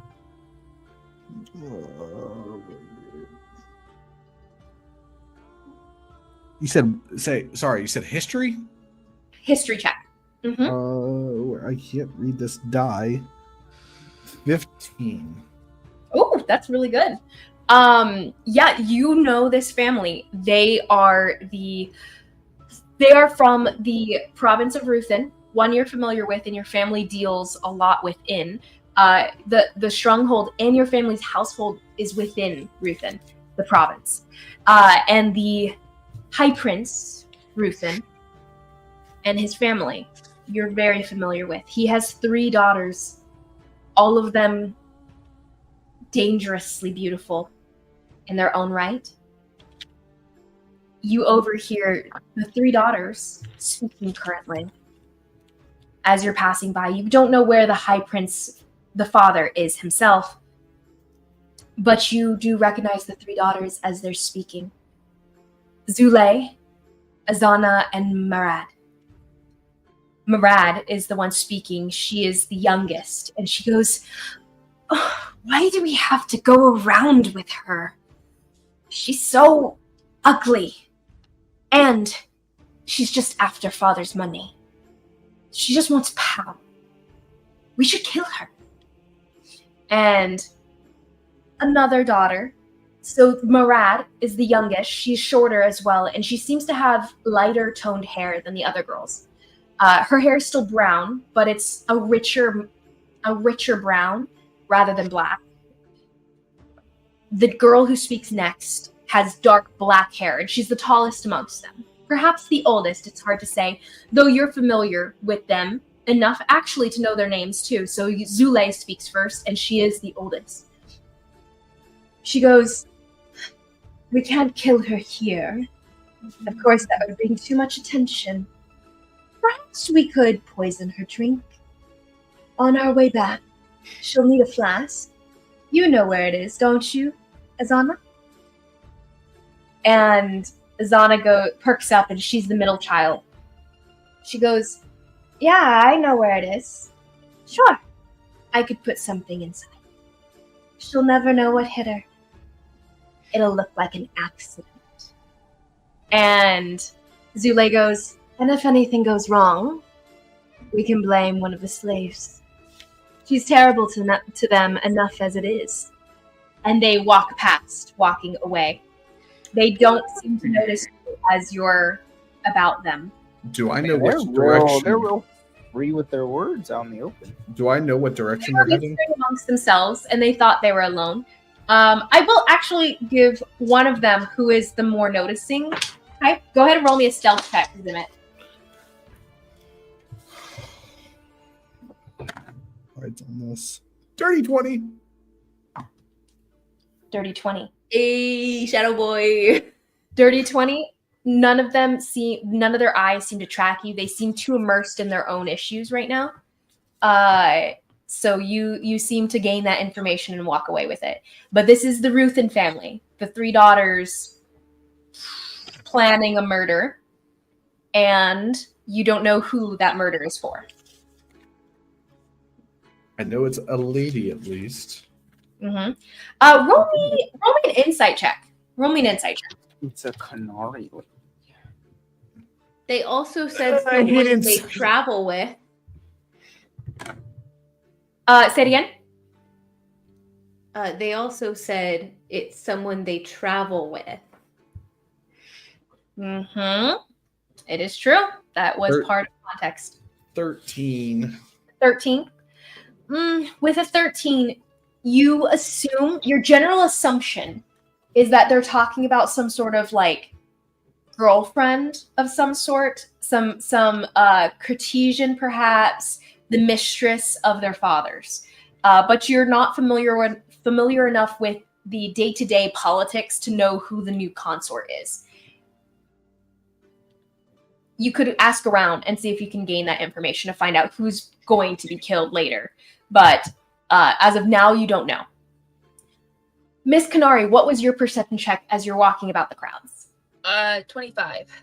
A 25. Okay.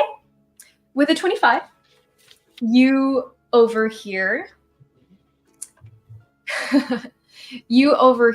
very easily. You're actually across the crowd from this conversation. It just piques your interest and therefore you're invested in it. But you overhear Merrick speaking to a voice you're familiar with that you noticed earlier today, Lady Fiondiellen. And it's her voice actually speaking, and he seems to be grunting in response, barely responding, but you're so familiar with his voice. And that was kind of how he responded to you guys back in the day during the Al-Javer affair, but you recognize it. And you hear Fiondiellen, and she's whispering into his ear with that 25. This is like low into his ear. It's almost seductive.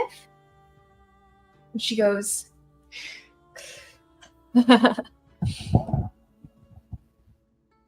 "You know, you need this to work. So I'd suggest treating me to a fine dinner and laughing at my jokes, telling me I'm beautiful, And perhaps this will work. You need me, and I know it.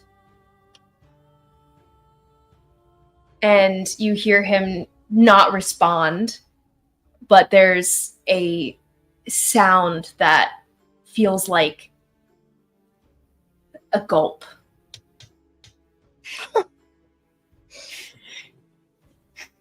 And Does Hinari...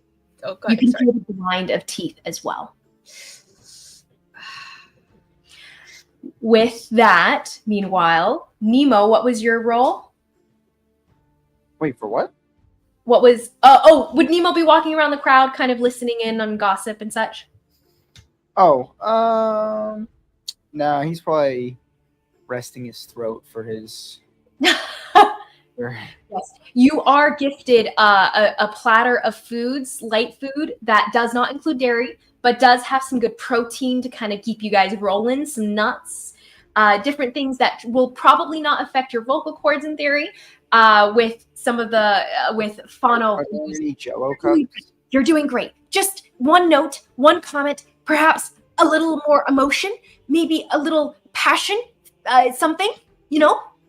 Use your eyebrows. Just move them periodically as you speak. Yeah, my speech teacher told me the same thing when I was in school. And also, don't use so many hand motions. You can just keep your hands at your side, or, you know, every once in a while, move your hand in a gesture for punctuating a point, but you don't really need to wave your hands so much. All the best actors always look like they have moving hand motions, so I was just copying them. Well, they practice. You didn't. It's just a note. Take it or leave it. It's you're the star. Walks away. Shy was he got a 7. I do remember that. Okay, so the intermission is about to come to a close. Anything you guys wish to do within the last couple moments before the scene is about to begin? Yes, because I rolled a 29 on perception, and I would like. Oh, 29 for Thea. I forget. For Thea, It was a natural 20. That is pretty cool. Pretty cool indeed. Okay. For Thea, as she's walking about, is she following Merrick, or is she kind of giving a wide berth? I think she was going to go talk to him at some point, so maybe just trailing after him to see what he's doing briefly, and then her plan was to try to Fionn Dielen. You see him on with a girl who comes and latches her arm onto his, and he seems to kind of freeze up for a moment and then sink into it. Do I know this girl? Roll me a history check.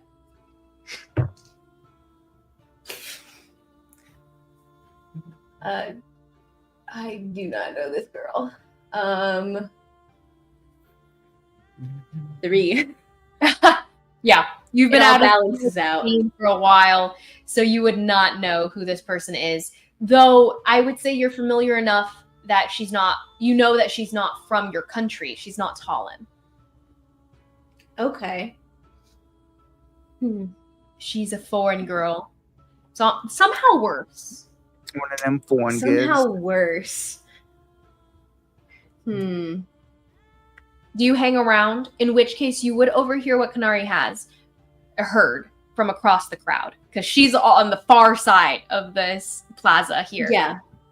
I am gonna hang out just to gauge, because he doesn't know that I'm there. So I'm just gonna gauge the conversation, and I'm waiting for an amusing point to slip into the conversation. Okay. If you're waiting in earshot, roll me a stealth check.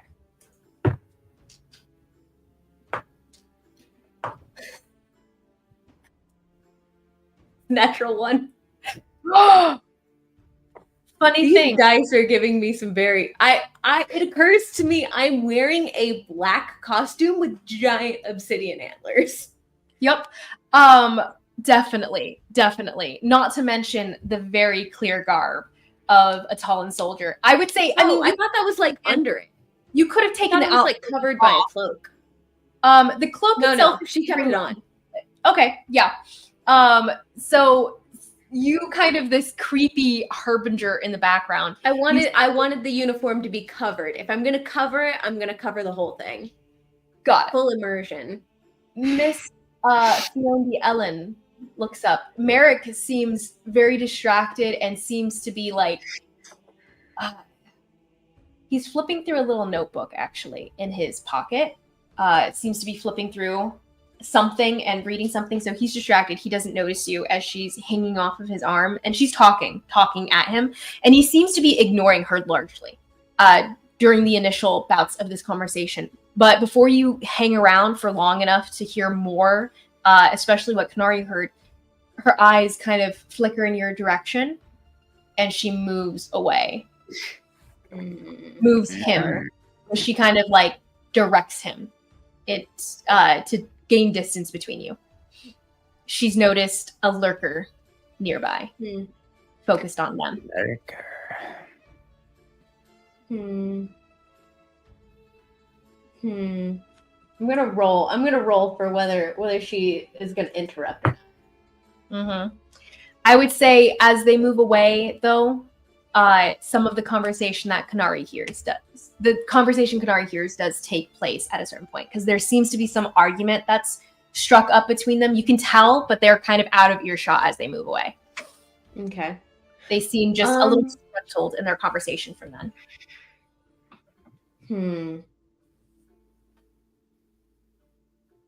No, I'm gonna leave it. Okay. The curtain rises and the goat speaks or doesn't speak. Shy, roll me an animal handling check. Oh, well, okay. 21. 21? Nathan, did you see my text, by the way? Yes, ma'am. Good. Okay, cool. If you were trying... The little goat bleats out very loudly, and it kind of echoes around the crowd, and people start to perk up, realize what's happening, and some of them are drawing over. I'm gonna roll for the general presentation with advantage because there were multiple natural 20s involved in the makings of the play. So I'll just see how they take it with a roll. Most of them are muttering in dissent and are very begrudging coming over. No one seems to be enjoying the show. You guys are doing great, but no one is seeming to enjoy the show that much beyond some of the chaos that ensued. So most of them coming back are only doing so because they're afraid of the fallout if they don't watch the prince's play that he wanted everyone to be there for. So the general hubbub in the crowd is distasteful, but that was to be expected. And Raiden himself, kind of giddy, clapping at the center of a pen of animals, and he's talking to each one of them, and he goes, "Mr. Sheep, what do you think of Coel, the lead role? He's doing quite well, I believe." And he waits for the animal to like say something in response at all, seemingly. And then he goes, "Yes, I agree. That is quite a good critique on the show. I'll let the director know that the screenwriter needs to amend that later." And he just continues carry on conversations with the animals. And I will roll him a performance check to see how crazy he comes off to the crowd. Okay. I would say the crowd is looking at him with very wide, just disdainful and dismissive eyes. The crazy is coming on strong, very strong. Even you guys are a little concerned, like he's doing this a little too well. But Nemo, the narrator, Fauna just kind of waves you forward. The music starts up again. The drums begin pounding, and it is your line. This is banter between Vane, right? This is, yes, that scene. Is there a description for you to read? If not, that's okay. A forest glade, half real with dream light. Vane follows Coel, sword drawn. Coel walks barefoot, trailing mist. Both face forward, occasionally breaking fourth wall. I've crossed battlefields where rivers ran red, but never did I think I'd cross a meadow in pursuit of a barefoot cloud. Kanari, who's been doing pretty well, is suddenly very awkward again. Now she'd rather with somebody else, a dude. And yet, Night, you march as if you follow duty, though I suspect it is not duty you follow, but me? Mark it well. She jests, she taunts, she flutters like a moth about a flame. And I am the flame. But no one's sorely tempted to leap into the moth's wings instead of a burning her. Did you know, Knight, that mortals dream most sweetly when they sleep upon their armor? It is true, for the steel chills their bodies, so their hearts must burn the hotter in slumber. Madness. Pure madness. Glances at audience with a rueful smirk. And yet, is it not the sort that keeps a knight awake at night, pondering what jest she'll spill come morning? Hesitant steps forward. You call me madness, yet you walk with me. Perhaps it is not my madness you fear, Knight, but your own. They stand close. Even closer. Closer still. Faces nearly touching. Faces nearly touching. Even closer. Their lips touch. Like jerks backwards at the least. Before Vane abruptly steps back. That's not in the script. That's not in the script. Raising his sword between them. His voice is a whisper meant to sound like thunder. Silence, Dreamweaver. I shall be lost. He is lost already. Only his lips do not yet know it. Lights dim, end scene.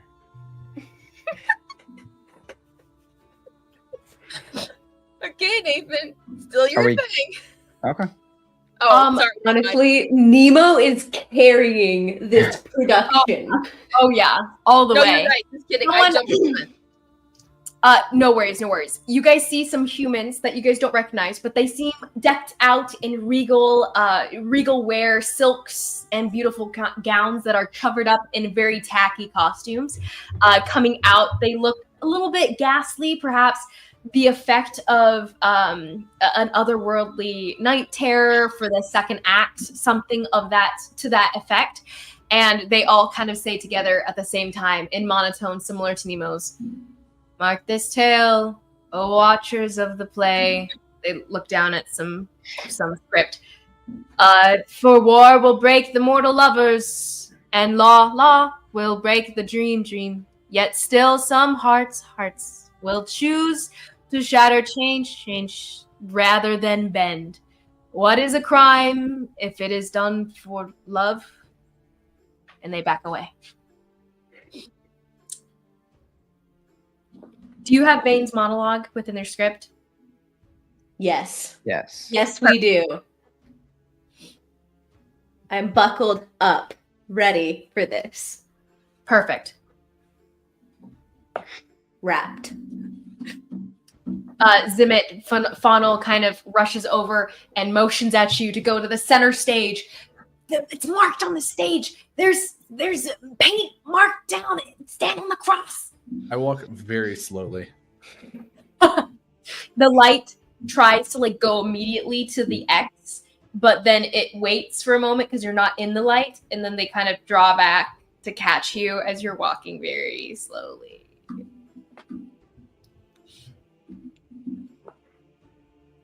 Goel is cornered by night terrors. Vane strides forward, sword drawn, half speaking to her, half to the audience. Why her? She is no oath of mine, no kin, no banner. A dream creature hunted by her own.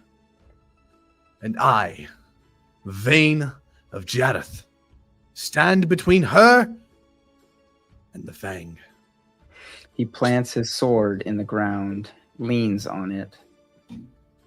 Not duty, not law. Curiosity. Yes, curiosity. The truest mistress of chaos. What spark will she make? Why guard her flame instead of watching it die? He wrenches the blade free, raising it high. So be it! As you raise the sword, roll me a d20 to determine whether the ground breaks beneath your feet. Because there are cracks in the stage, and as you jab the sword, the prop sword you have, into the ground, it kind of it sinks in a little further than you expected it, but you're still focused on your roll, so you don't notice it right away, and then you yank the sword out to raise it high, and your weight pressing in on where the cracks are at the center of the stage. Go ahead and roll me a d20. 15. 15. Okay, so you hear a creaking and you feel a bit of give in the stage for a moment, but it doesn't fall or collapse beneath you. You're fine for the moment. So be it. By no decree but my own shall be her shield. Call it madness.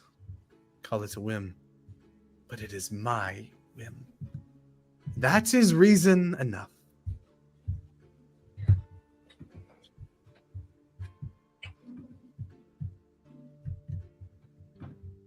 There's one little dialogue line left, Nathan. Or one little Nemo. Oh, sorry. Nemo. Ronald. Nemo. Oh no.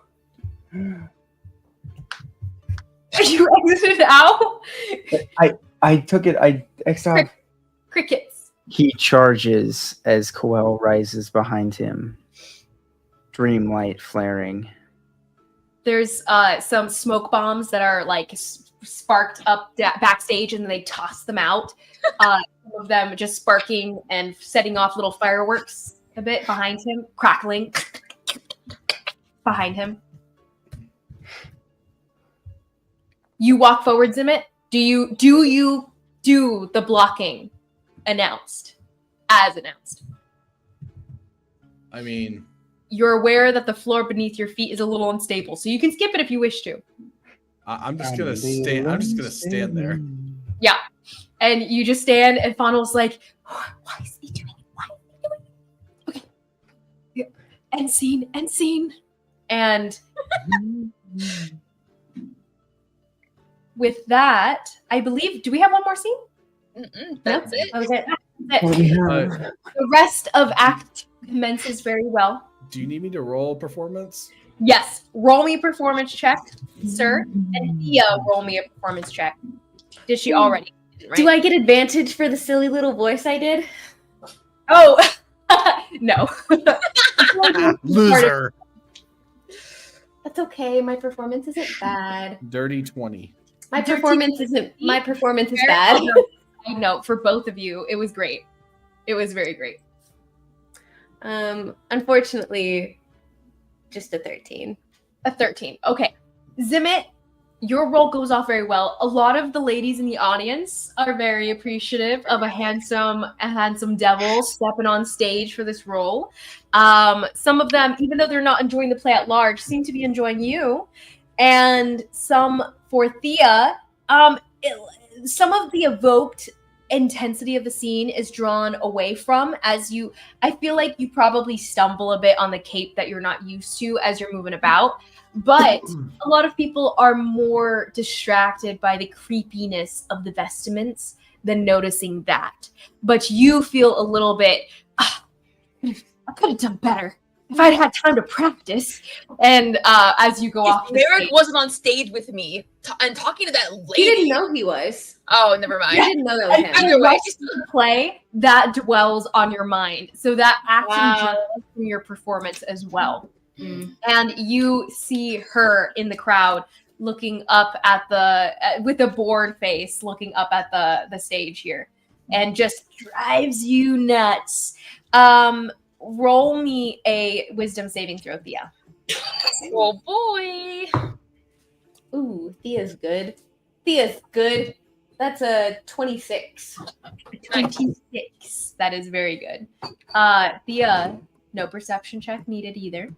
And I will say we'll take a break from here as the rest of the the rest of the play commences and comes to a close.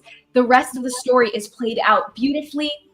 Kanari and Coel's love story between her and Vane is sweet, if perhaps a little awkward for the two of you to play out. But the story itself is sweet about this Chaos Knight that takes it upon himself to protect her randomly. A very chaotic choice in of itself. And Coel ends up falling in love with this character, and they end up marrying eventually and creating the descendants of elves that are the ancestors of Coel, directly the ancestors of Raidens, as well as elves everywhere, actually. From then on, they just spread out millennia ago until all of Elvenkind was created. Yeah, old story, old legend. Who knows if it's true? But we still have twinning dreams to this day, and there's remnants of the Corey in different lore, stories, and legend everywhere. So people believe it to be true. And with that, we will end for now. And overall, everybody go ahead and give me one final performance check really quick to close off the second act with.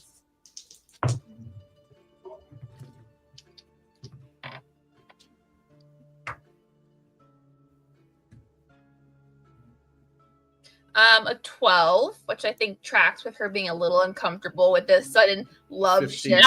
Yeah, you're distracted as well by the mind trying to delve into yours. 15. 15. Thea? Carly got a 16 and Thea 16? got a 6. Got it. Everyone She's really distracted. moving. The second act is tending to go downwards. Nemo got a 23 though, so his monotone becomes more amusing for the crowd, and they start to enjoy his narration throughout the entire affair. What did Shy get? A 4. So Shy starts to get a little distracted. Some of the animals try to come on stage with him because they like him too much and they recognize him, and he's kind of like, no, go back. That makes total sense. You can stay with me. And every time he tries to say a line, some bird chirps or some bleating of a goat overrides what he's saying and distracts from his overall performance. But he does his best, his good old darn best. With that, the crowd does come to a conclusion of boos at the end. Boo! Boo! And some clapping interspersed, but mostly boos. Boo! And Raiden stands and turns and looks. I'm going to roll for him for intimidation. And most of them shut up. But there's still a good amount of dissent that don't see him as an actual threat, being how crazy he is. So his own reputation kind of pulls away from his own derision here as he looks upon the crowd. Some of them shut up, but you still hear some interspersed boo, boo amongst some smattering of applause. Kanari's like, I'm never doing that again. But from Raiden, he's like full on clapping, hard clapping, and eventually everything settles down and the curtain falls. And let's take a break. Cool. Woo. Good job, Short break. everybody. That was so fun. Short break.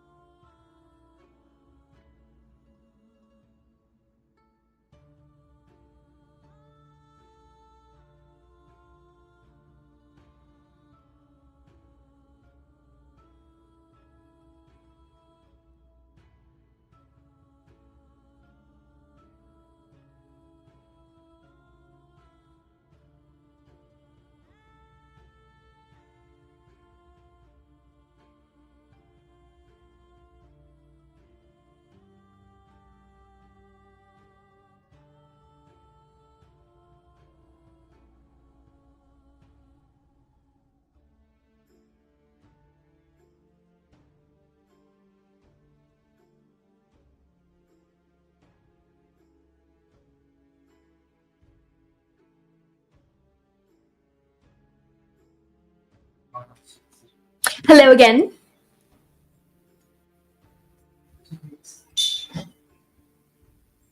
You have to do what? Would you pour me some cereal, Nathan? Some of my thing with milk? Regular milk? Hi. Hello. What a beautiful day.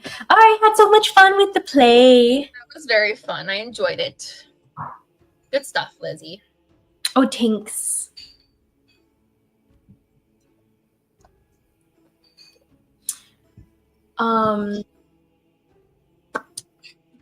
Let's see. We'll start with some perception checks for everyone. Okay. Still off by around 9:30-ish, okay? Got it. Cool. Cool.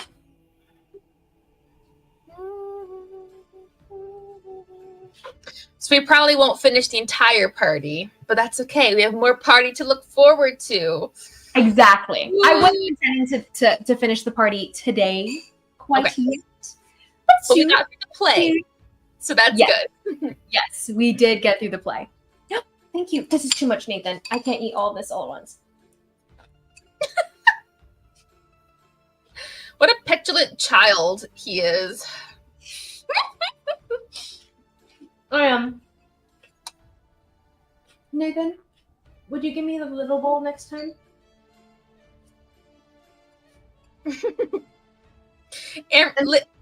A half cup of cereal. Nathan, she's got a little mouth, so she needs a little bowl and a little spoon, okay? I think he like does mounds of cereal, but I like doing just like a little bit at a time, you know? Mm-hmm. Aaron, we said a short break. Hurry up.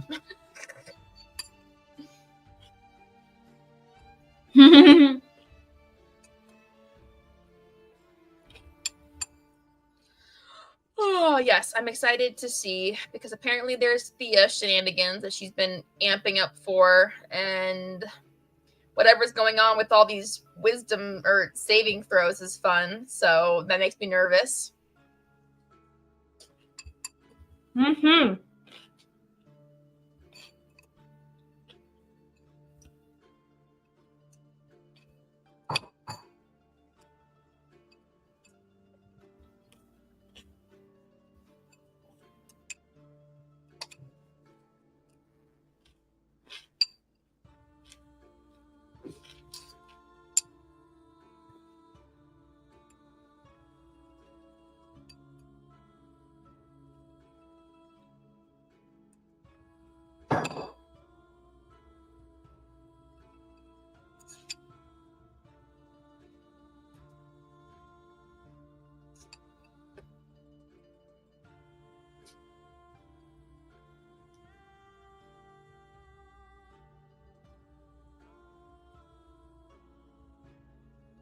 I am here.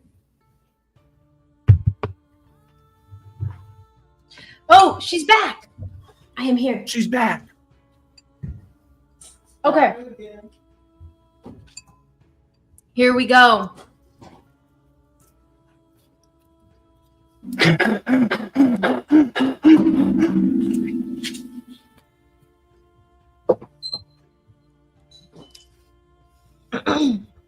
Okay.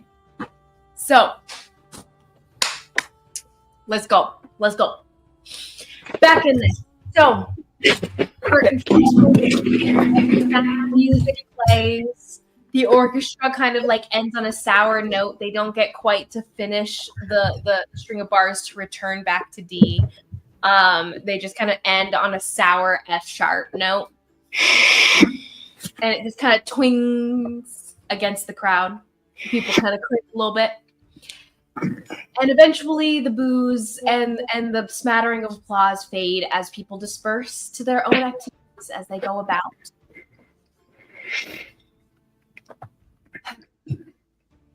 You guys take a deep breath and exhale as the curtain falls and you are hidden from view.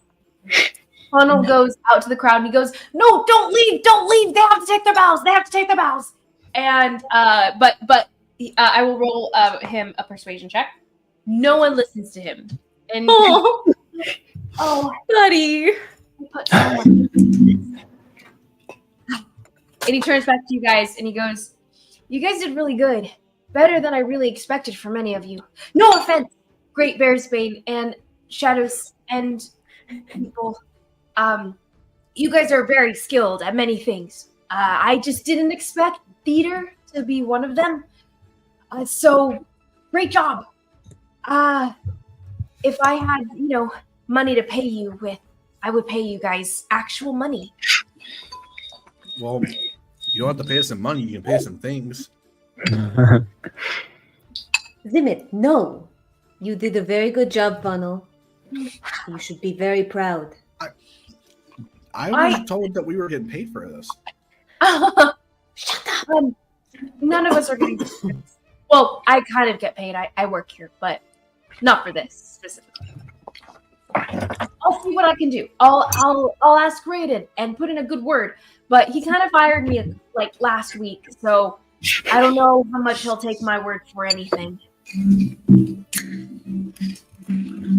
Still not sure if I'm supposed to be working here anymore, but he didn't say anything to me when he saw me. No. You definitely still work here. Don't worry, I cleared that up with him. You're good. Okay, cool. Well, thanks. I guess enjoy the rest of the party. I don't think we have anything else. You guys hear music, a twang, a strum of a beautiful mandolin, like just tinkling, music tinkling across the crowd. And sitting at the edge of the stage, kind of sneaked on there, you guys hadn't originally noticed him, is a face you recognize.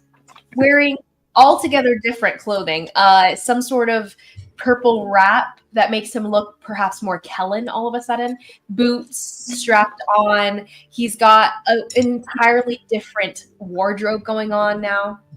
Looks almost pirate-esque, like he's been sailing recently. He's got a deeper tan to the skin that you guys know is fake, and therefore the tan is put on like makeup for him. But he strums his little mandolin. I think a song would do well. This is Geeve, right? This is Geeve, yes. Who is Geeve? I love this guy. For a long time. He's an Oni bard. He works for the Ethereal. He goes by the Storyteller. He's an he's Oni? very cool. He's an Oni. Why did I never realize? Bruh, catch up. He's a blue Oni, and I love him. I knew who he was. I didn't realize he was an Oni. Mhm. How do we spell his I name feel again? like at some point we should just lay out all the Oni we know. Yeah, right. How do you spell his name again? Geeve, Gieve. Cool. He plays a song and he starts to sing a song, a tale of someone called the Skin Catcher. It's very creepy, and it's some sort of ship, ghostly ship, kind of like the stories of the Bermuda Triangle, but about a ghostly ship that always strikes when seas are at their calmest, even on the Northern Ocean, and seems to hail from the Jade Ocean, a sunken ship that disappeared in the purple waves. But his story alights, and I'll roll for him.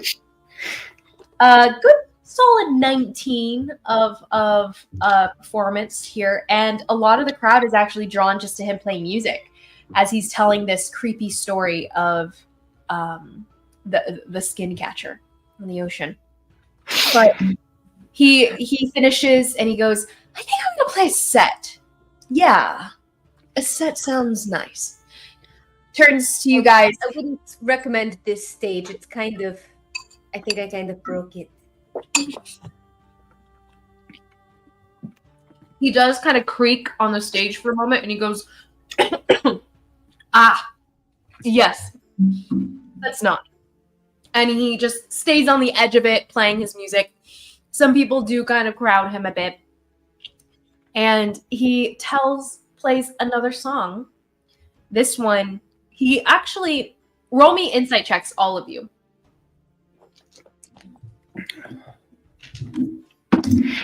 Thea too. Actually, no. Thea skulked away. She was doing something else. Ooh. Although my insight is a bit better. 8. 18. Nice. 8. 8. 18. And what was the last number? I got a 22. 22. Okay. Wow. Yeah. Insightful girl here. Okay. You guys can tell the music, the story that he now tells seems to be he disclaims it as something that he's created recently of his own making, fabricated. It's not real. But you guys grasp that he's lying. And as he's playing his music, he's playing and looking at the prince as he plays his music. But the story that he tells through song and rhyme, it's about shadows that fall upon Mizana. This story takes place in the past. And it kind of rings true to the stories you guys have heard of the Dark Days. But his tone is serious, and he keeps his attention on Raiden instead of trying to draw the crowd in by personalizing it and looking into their eyes and playing to them. It's melancholy, it's dark, and the song of these shadows that fall upon different locales within Mizana, he names off different cities, towns, seemingly random names, two of which stand out to you guys. He mentions about 10 different towns overall, but the two that you guys vaguely recognize are Lyric and King's Watch. Zimmet, you recognize Lyric because it's within Elithkar. And King's Watch, Nemo you recognize because it's within Kel. And they're places you guys have been to before. Any significance of the place? Not dramatic significance. King's Watch is more towards the coast of the Jade Sea, down in the south of Kel. If I plot out all these points, do they form a giant bullseye with us right in the middle of it? No, but King's Watch you're just vaguely familiar with as a port town on the south side, on the east side of the continent. The Jade Ocean, the purple waves of the Jade Ocean is what the horizon looks like from the King's Watch town, port city specifically. Yeah. Okay. And Lyric itself is within the province of. Is also within the province of Ruthen. So it's actually somewhere you're familiar with, Zimmet, because it's somewhere near where you grew up. I would say you probably didn't visit this place so much, but you were aware of it in relation to your family traveling. What was the name of the place again? Family traveling periodically for business. What was the name of the place again? Lyric. Busyness. That's the place, not. This is the town. This is the city. Okay. City. But the story he tells sounds like shadows that encroach upon these places and cause destruction, as well as stealing people away in the night. The cities don't even remember what happened to them, except they awake to ruin the following morning. The whole city's not in ruins necessarily, but they wake up to buildings destroyed, towers fallen, people's homes raided, and people missing. But there's never any bodies to be found. Only evidence of destruction. Is this during the gone years or whatever they're called? He is prefacing it that way, but with the high insight rolls, you guys can tell he's trying to share information through the story. Mm-hmm. Interesting. He claps a hand after his set, and he goes, I think I'll play another set later in the evening if anyone's interested. And some applause, far more than the play had garnered. Some applause greets his words, and he goes, kind of hops a little bit off the edge of the stage here, and he goes, I think I'll have to think on some more stories to tell. There are always more stories. And he takes a turn, looks back at you guys, and give you a wink. And he kind of hop skips off into the crowd to continue milling about. Though he does seem to plan to play again later. Neat. Everyone, go ahead and give me perception checks. At advantage. Only for sight. I'm so sorry, Kanari. I just registered. It's only a perception check. You're joking, DM. I know. That's okay. Zimit, it's your oh, perfect. A 2? I got 7. a 2. Dang, that's unfortunate. What about Carhale? I Thea? got a 9. Thea? Okay, I'll roll for Thea. I'll roll for Thea too. Yeah. I feel like being 2 characters is a little cheating right now. Just saying. Yeah. Thea only got a 14. What which is about crazy. Jen? Because Thea's got a +9 to perception. So that's wild. Okay. +9 to perception. And she got what number again? 14. A 14. Unfortunate. Okay. Nemo, what did he get? He's also 7. watching. Okay. Shy, what did he get? Come on, Shy.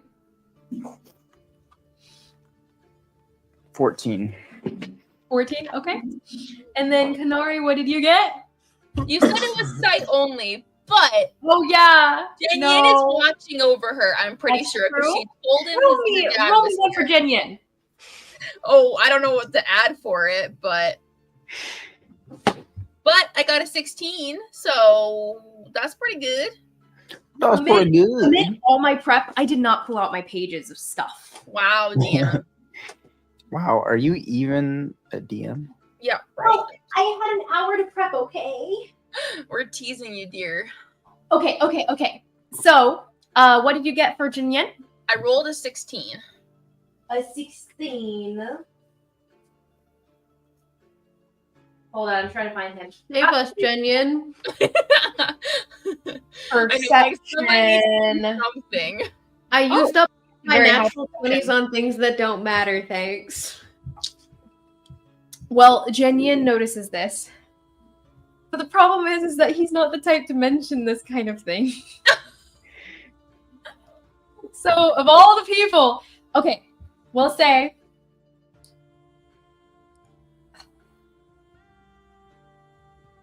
Is it just someone spiking the punch? anything about this. Okay. He does notice a dress that Kanari's wearing, as a side note. Okay, like what? He notices a dress. He notices Kanari's outfit, and he just kind of stares at her for a few more moments than normal. Kanari, you wouldn't notice this. But aside from that, I'm sorry. His character just wouldn't mention what he notices. Okay, can you tell us? I'm so curious, Liz. I can't. It's information that you guys would want to have, but he doesn't know as significant personally and wouldn't mention. So I'm sorry, but he doesn't say anything. Did anyone get a 20? No one did, right? I would have. It's fine. No one got higher than a 14. I bet it's Kanari's dad flirting with a blonde bimbo. Okay. So side things that people do notice. Who got the 18? No, you only got above 14, DM. Mine was the highest roll. 14. Dang. I didn't. Okay. Yeah. 14. That was Theo, right? Me. And Shy. Okay. Thea, you notice the flash of familiar colors you are matching currently in the crowd. Do you duck away or do you go forward or what do you do? What do you do? I don't. I'll duck away momentarily. Okay. Yeah. Until I see who it is. See where you're at. Are you still wearing your costume or do you guys take off your costumes after the play? Well, I was going to do a thing in costume as we're getting off the stage. Okay. Up to you. Giva's been playing up there. So this would be rather disconnected from the play itself at this point. Yeah, so I was just like going to, as everybody was leaving, accost Merrick before, because I'm assuming that the Fiona chick did not participate. Yeah, she refused to. And on that note, actually, she does look a little bit, perhaps a little bit plumper, but plump implies something different. She just has a little bit more meat to her bones. She's kind of ghastly thin normally. Now she looks a little healthier, ironically. Pregnant. No, she didn't take place in the play, so the charm makes her look like what she's scared or a bad time in her brain. Mm-hmm. Pregnant. Merrick got this woman pregnant in the intermission, guys. Oh, don't say such things. But yes, you can definitely try to track down Merrick. Roll me a perception check. He was in the same scenes as me, so I didn't be difficult. That's now I roll okay. Oh, do I still need a roll? Let me roll for him to see if he recognizes you, because he would have overheard you speaking. Yeah. So yeah, but I was doing the creepy voice. Actually, in my last scene, as I'm like walking off the stage, I'll flip the veil up and give him a look. He just kind of like just confused a little bit, thrown off a little bit, but then kind of recognizes the signs there. But he just kind of nods to you while you're in the show. He doesn't try to talk to you. He doesn't seem to turn away from you necessarily either. There's a vague awkwardness to the situation. The silence is thick. Thick as in like that girl. I wasn't going to say something. That's hilarious. But okay, so Thea, I would say over the time period of the play, there's just an awkward silence between the two of you for the most part. And so you finally decide, okay, let's go seek him out. He's kind of making his way out of the theater backstage area. And you can definitely catch up to him. You're slipping, Lieutenant. Oh, he goes, it's been a long time since the Forge, so I tend to do that now, unfortunately. Politics have softened me up. Like your life has hardened you, I think. He kind of looks you up and down a bit. See, like this is just a weight. costume. Huh? You look like you lost weight. Have you been eating? Yes, I'm fine. Well, forget me. How's the He rolls an capital insight check. That was Aaron speaking there, not Carhale. Roll me persuasion or deception if you're lying. It's deception, but I'm good at deception.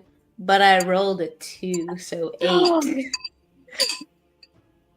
His face looks like he's not having it. He does not believe you whatsoever. But he's also not one to jump on you right away. He's the type to wait. until you forget that he noticed something. Continue. So, how's the capital? After the whole being on fire and overrun with undead thing? Yeah, actually, lots of changes since you've been home. A lot of things, good changes, up and coming. Soon, you'll be able to live freely.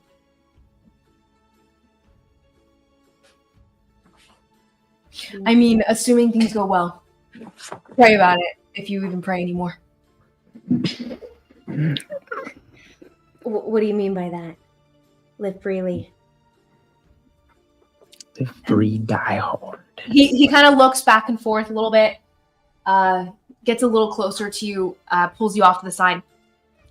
And just don't get your hopes up. I don't want to raise expectations, okay? So low expectations. It's tall we're talking about. My expectations are 6 feet deep. Yeah. Mine too. But No, Mary, tell me what you meant. listen, some strings have been pulled. Some new possibilities come to light after all the crazy that's happened within the past. You're talking like a politician. Give it to me straight. We might change the law. Thea. Yeah, I heard about that. What's that got to do with me? It doesn't. Uh-huh. It doesn't. I'm just saying, whatever you're doing these days, it doesn't have to be cloaked in darkness, so to speak. The people you run with will be safe. I was just getting a drink. Come with. I'm sure they have some of that fruity stuff you like. He chuckles. Yeah, I'd like. As he's about to say yes, you hear another voice. Oh dear, I wouldn't appreciate you going off with some other woman while I'm here. And you see Fionn Ellen sweep in to the backstage. Don't worry, I don't count. Old military buddy. Yeah, drinking buddy. Roll me deception checks, both of you. He'll roll. I wouldn't dream of snatching some idiot like him off an arm of somebody as lovely as you. Can I get that at advantage? No. Why? Or at least guidance? No. Or You can pray in front of her if you'd like, but she will. I'm not hear going to do that. Just kidding. I'm not going to do that. I'm good at persuasion. I don't know why I'm bothering to harass you for advantage. Hedging your bets. Understandable. Hedging my bets. 22. A 22. Yeah, she seems to believe you fully. But her eyes fall on him, and he kind of twitches a little bit, and there's this almost indiscernible, but no, not indiscernible. What am I saying? You can tell. There's just, when he sees her, his face just kind of twitches. One of those micro expressions of disgust, like his nose twitches up, and when he says, "Yeah, just drinking buddies," his eyes are on you and not her, and her eyes kind of squint in his direction, and her brow just a little bit. I'll be sure to bring you one. Just a minute, I promise. You won't even miss him. That's so sweet of you. And of course, I would love for him to get down and dirty with some of his old tumble buddies, army, blood, all that. But of course, it'll have to be another time. I'm sorry, I can't be left alone in a crowd that doesn't know me. Merrick, I'd like dinner. And he looks between the two of you. and he gives you a look that you can roll for. Okay. He steps away with her. Steps away with her? Mm-hmm. He leaves you backstage and walks out with Fiona. Insight? Yeah. Insight would be 24. 24. The look says, bear with me. And he steps out with her. Kanari comes up behind you as he's walking off. Oh, you find you know old you know old bitchy britches? I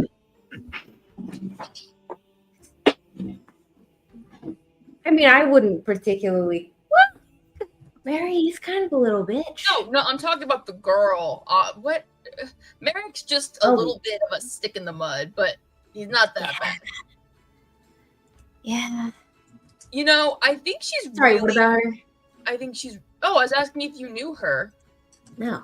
God, no. Oh, I mean, yeah, she's really not that cool. I'm kind of surprised that Merrick's hanging around with her.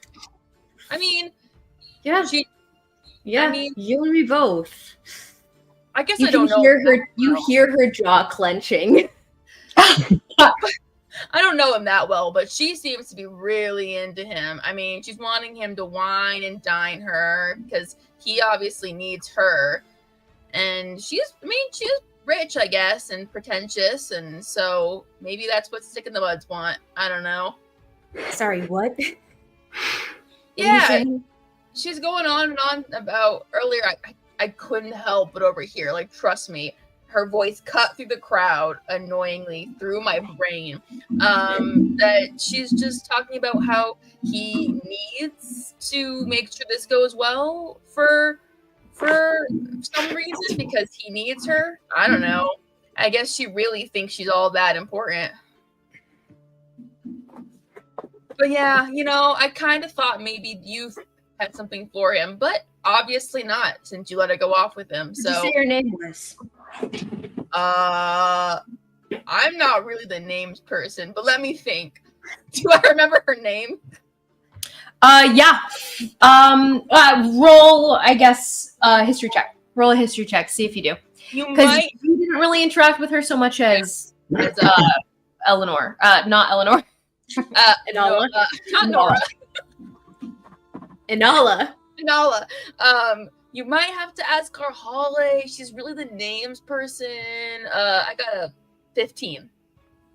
15. Nice. She. Yeah. You remember her name. You don't remember any of her history so much because I don't think it would have come up. No, yeah. Her, but you do know her. Remember her name and the context of her and Inala and all that. What's her name? Oh, Fiona Ellen. What is it? Aaron Fiona. remembers the name. Yeah, Fiona Ellen. You're fine. Like Fiona. Fiona. She'll say Fiona or something. Fiona She's Diella. of the Ellen household, and her name is Fiona. D. Allen. Kellen. Noble. Mm-hmm. One of the high holders. She's Kellen? I don't know what she was doing in Tall then, but, you know, good for her to travel so much. Mm-hmm. Roll me history checks overall for one of the high holders mentioned.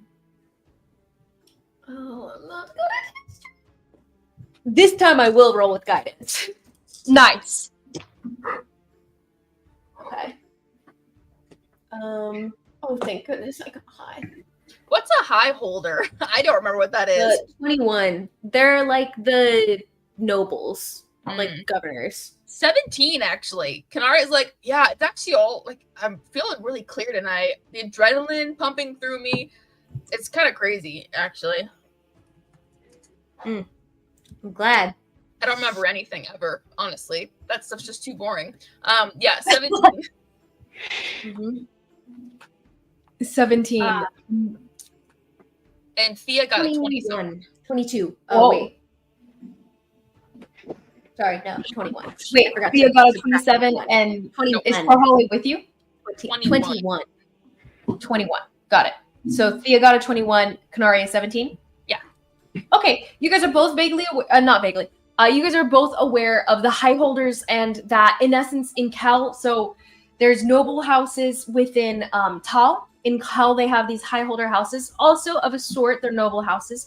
In essence, they're people that just own a ton of land and a lot of money. They're just rich of the entire country, and therefore take part in the government council as well. They have a sort of a sort of common man high holder council. So they have two levels. So the high holder council, and then they have a merchant council. But they get to directly influence law and all of that. The Rex of the entire place is still for everyone else. Bayar, the Rex Regis is still over everyone, but the high holders get to deal with a lot of the nitty gritty. So she has a lot of just political power by being of a high holder family, or the high holder you guys wouldn't necessarily know. I would say, actually, Thea, you would know with the 21. She is the next in line. Her father is currently dying, and she will be a high holder soon. So just a lot of political power. Provided she doesn't die first. Yes, provided. It's Exactly. entirely real. As far as you know, possibility. you don't know why she'd be consorting with such a low level patroller. He's part of a higher family. He's part of a premier within the family. High in the government, sure. I'd say he's kind of like a governor's son, state son, versus like a princess of sorts. So to an extent, akin, but not quite. Yeah, the question really is, what is he getting out of this? Exactly. And her too. I mean, what is she getting out of that as well? But Yeah. yeah. But seemingly some relationship here has been started. Sorry, that's what I meant to say. What is she getting out of this? Because Yeah. he would obviously like that would be great for him and for Paul. What does she get out of this? I'd say you wouldn't know unless you ask. Hey, Kanari, Yeah. how good are you at making people disappear? I'm not the magic one. That'd be Nemo's thing, honestly. No. I know how to do that well enough. Oh, you mean kill people? Yeah, I'm really good at that. That's one of my very few skill sets that is like actually like impressive. Okay. Who am I killing? No one yet. We'll see. Don't get my hopes up like that. Gosh. Really quick. Okay, if you are like feeling the itch and you feel the need to, Dylan girl, nobody would miss her. Maybe I'm when sure. she, yeah, I mean, I wouldn't, but maybe when she leaves Raiden's estate, because I don't want Yes, Raiden to get mad. obviously that would be an international incident. But So there are maybe lots of wild they're on- animals on this mountain that could, You could know, maybe. I'd prefer maybe if you could kill her on Kellan soil. That would be the I have to best go idea. all the way to Kel for I don't know how to get to Kel. I've never been there. I can I'm- take you. I'm sure Nemo could help you. He's Kellan. He is. Honestly, with the amount that he's died and come back, I don't really know a lot about this guy. Where is he actually from? I don't really know a lot about this guy. He's been born in like 3 countries at this point, so That's actually really funny. But yeah, I mean, listen, you want help with that? You let me know. Say the word, get me there. I'm happy to take care of it. No problem. Yeah. And I just can't be incriminated in this. I got you, and I don't mind being incriminated. I mean, I can make sure no one gets incriminated. No one. Good answer. You're getting it. Yup. So, really quick before you run off to whatever it is you tend to do, do you know if Akasha's coming? I really wanted to ask her. She's not too busy doing her boyfriend, I guess. Oh yeah, She's that not guy. too busy for me now. Nemo hates him. So No, much Nemo likes effort. I put so much effort into trying to get her to, date around and maybe actually have some semblance of a love life. And now that she has one, I'm really not a fan. Thea, by the way, on your way in, I would say you did glance at the list and you saw that one, your parents had not arrived at that point yet, if they were coming, and Akasha and Murok had not either. Okay, so she's not here yet, but that doesn't mean she won't be. Yeah, but I don't want to risk her not showing up. Can you can do magic stuff like her? You're one of those holy people who's good at like cleansing things ish. What's the thing? Well,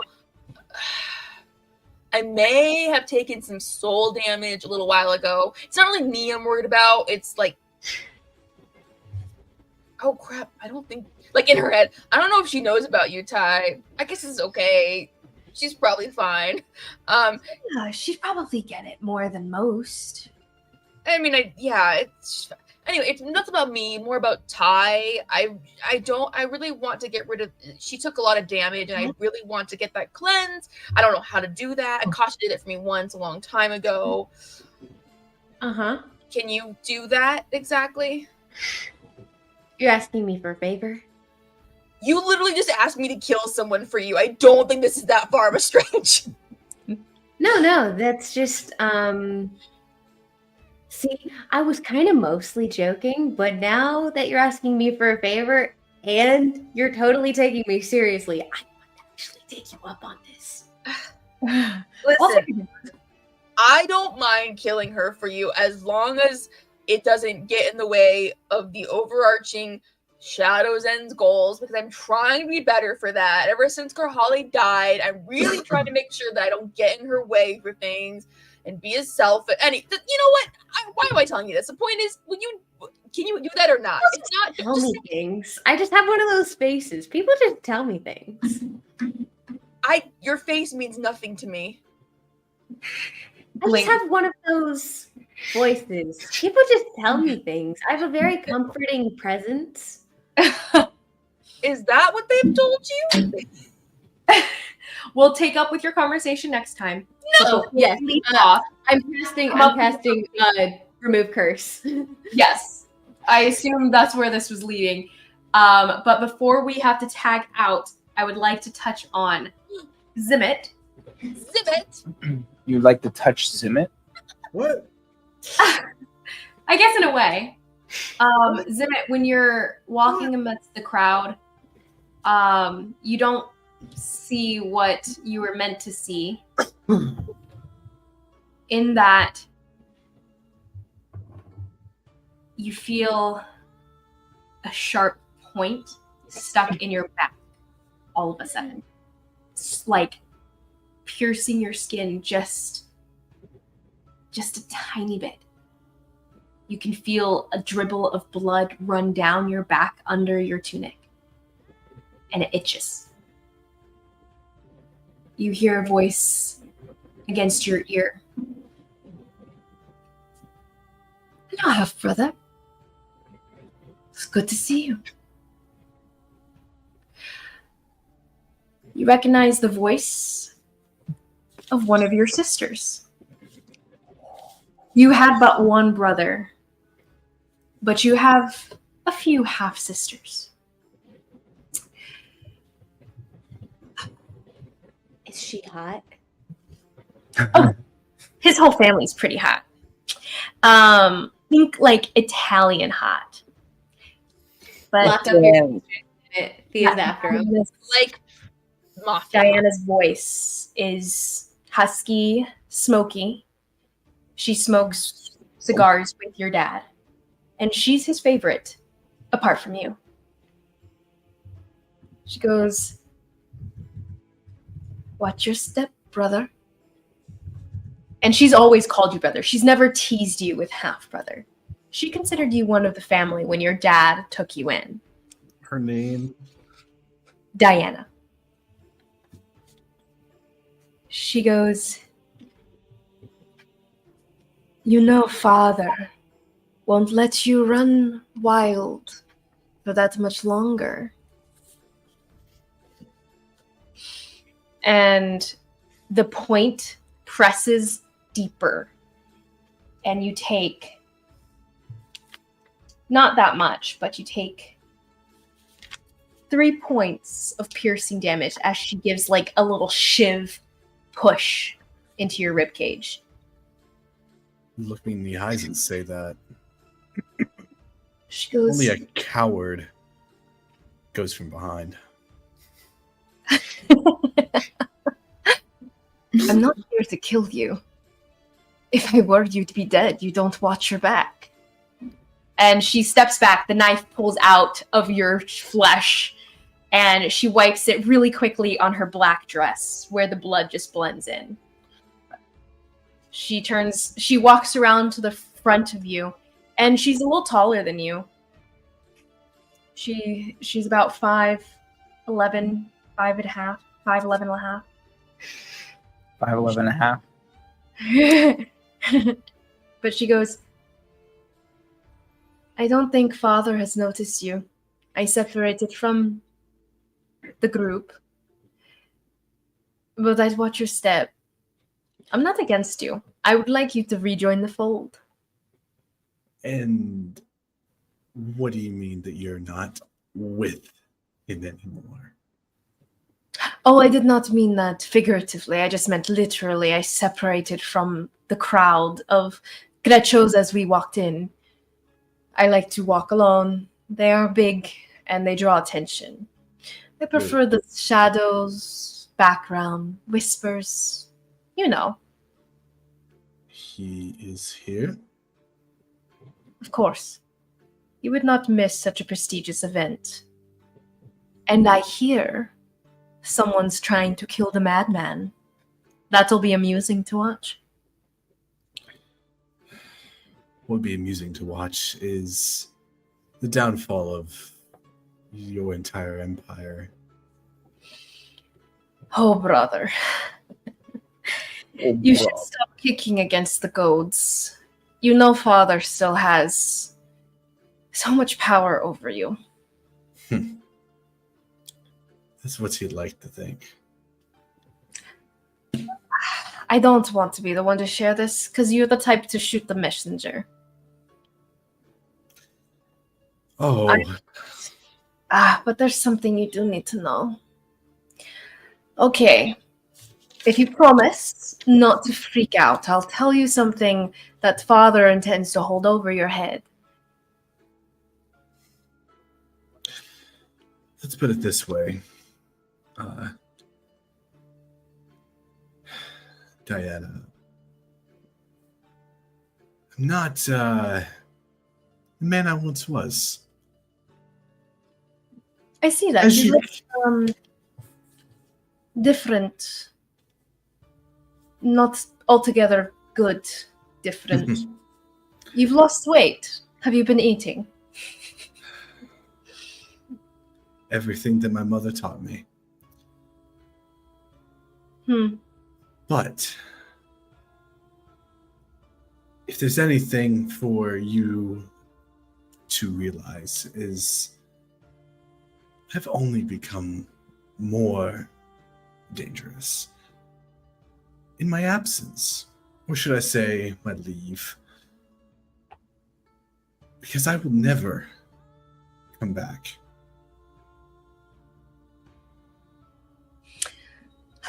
I see you are still stubborn. Well, would you like to know, or would you like to find out? Oh, do tell. If you'd be so kind, and he'll kind of like half gesturely, very Now. not even that, very mockingly. Thank you. Yes. Then allow me to cast a spell on you. I will need this as a promise that you will not kill me for sharing some important information with you. Oh, I so promise. you have to put a spell on me. Of course, brother. Oh, In our okay. family, I feel like you would know the best. You could never trust a Greccio. Ain't that the truth? And you, brother, Too scared to are do it more out in the gentle open. than most of us. You're just too scared to do it out in the open where people might hear you. I'm not scared for myself, I'm scared for you, brother. I don't think you would like other people to know. I care about you. I perhaps would even say I love you. Like Don't. family. Don't say those words to me. You But they are- never once cared about me. You never once thought to dig into the situation of what happened. You just ran with it and used it to become his new favorite. Roll an insight check on her. She just kind of quietly listens to your tirade, and she doesn't respond for a moment. I wish I was good at insight. I got a 13. Okay. She seems very earnest and sympathetic. Even sad, but it's hard to tell if those emotions are real or a face. She does both. She goes, I advised him against it. And I did try to tell you, brother. I was too late. But I will allow you to do this spell. However, one stipulation. all right. I have one of my friends here with me, just as a safety precaution. Roll a persuasion check. But you have advantage because it's not a crazy request. 22. 22. Wonderful. All right. I will agree to this as long as I can also have a friend. Eva, she comes with. They're just swingers. And you recognize Eva. She's your half-sister as well. So younger than Diana. So I am Eva. out of my element here. I'm already playing into your hands right now. So I wanted to level the playing field by having a friend, and now you want to bring it back into your favor. Seems a little... Brother. You are paranoid, but know that Eva is not talented when it comes to machinations, scheming. That's why she is nowhere close to the top of the family hierarchy right now. You know this. She is bringing a lamb to a fight between wolves. She would be eaten before either of us. And I believe we both don't wish that to be. Is she going to be a little yapping dog and go Perhaps. and She does blab? yap many words, often. Okay. She's and you do recognize she's talkative, but Eva's probably the more airheaded of the family. Adorable and earnest as much as a Gretchen can be, but not quite as bright as the rest of you. I'm going to mind link with Kanari. Oh, from a distance? From I a would say you distance. guys are probably like, I think it's plausible that you guys would be in range of each other. And I'm going to tell her to do not bring anyone with you. But I need your backup. My backup. Long story short, my father and my family are here. I'm currently being talked to by one. I need you to come over here so I can let you in my mind as someone is going to go into my own mind. So that way I have some backup. Fine, but if you ever try to steal my sword again, I will gut you like a fish. I told you this is different. I am a different person. I'm coming. And Still with that, we'll pause for the night and take up next time with Mizana, reading the rant. Next time, we'll begin with finishing Kanari and Thea's conversation and continuing with encounter with his half-sister, Diana. I mean, the conversation really was gonna end mostly like to see if Thea was gonna help Oh, her. yeah, like I cast remove curse on her, and she gets the mind link from Zimit and bamps up. Yeah, you're fine. I just can't imagine. You guys are long-winded, understandably so. And I wanted to try to touch on Zimit. No. Oh no, that was it. I just meant That was to say it. you We were have to done. pick it up. Yeah. Like, No, you just we're good. Is Yeah. that what takes my soul damage? I mostly I don't know if I can only do one person. So if you only can do one, I want to do two. If Thea is willing, then she can mark off the 5th level spell slot. So just make sure you mark it off. For what? Oh, Great Restoration? Remove curse is 3rd level. Oh, remove curse. Wait, what are you trying to do? Still soul damage. Which spells do you have? Oh, greater restoration? I have both. I would say you can definitely cast Bestow, remove curse. Mark off the spell slot. Kanari, there doesn't seem to be any change for you. Yeah, I don't think Greater that. restoration, then I have it. Sorry, didn't mean to. I don't know how to tell you how to magic. Okay. Thea, This what spell Janice slot was would just you have messing marked with off? me. What spell slot for remove curse would you have marked off? 3rd. 3rd? Yeah. No change. So she crafts Greater Restoration. Does that do anything then?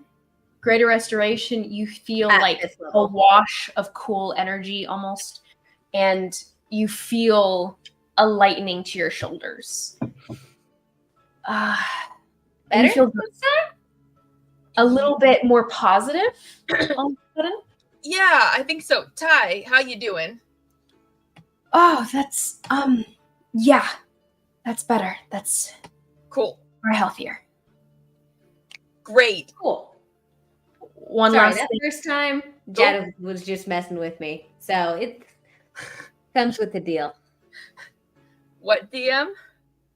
When you walk off to go continue milling about as you seek out what you wish to seek out within the festivities, before Zimit's voice filters into your brain and pulls your attention, you do hear a different voice in your mind say, "You should run." And we'll end there. Okay, end there. What? You told me that Wild before? to leave on before we have a month-long break, DM. That's right. A month. Telepathy in your mind, by the way. It's not your ears. You hear this voice in your mind. And you tell me that this happened before Z mind linked with me, but I already mind linked Z my answer that I'm coming to help him. That would change. Anyway, well, it's fine. We'll pick up next session and see what happens. We'll find out what happens. What? We'll find out. Next time I'm gonna ask if I recognize the voice and I can roll or whatever, but I'll save that for next time. It's fine. Yeah. Cool.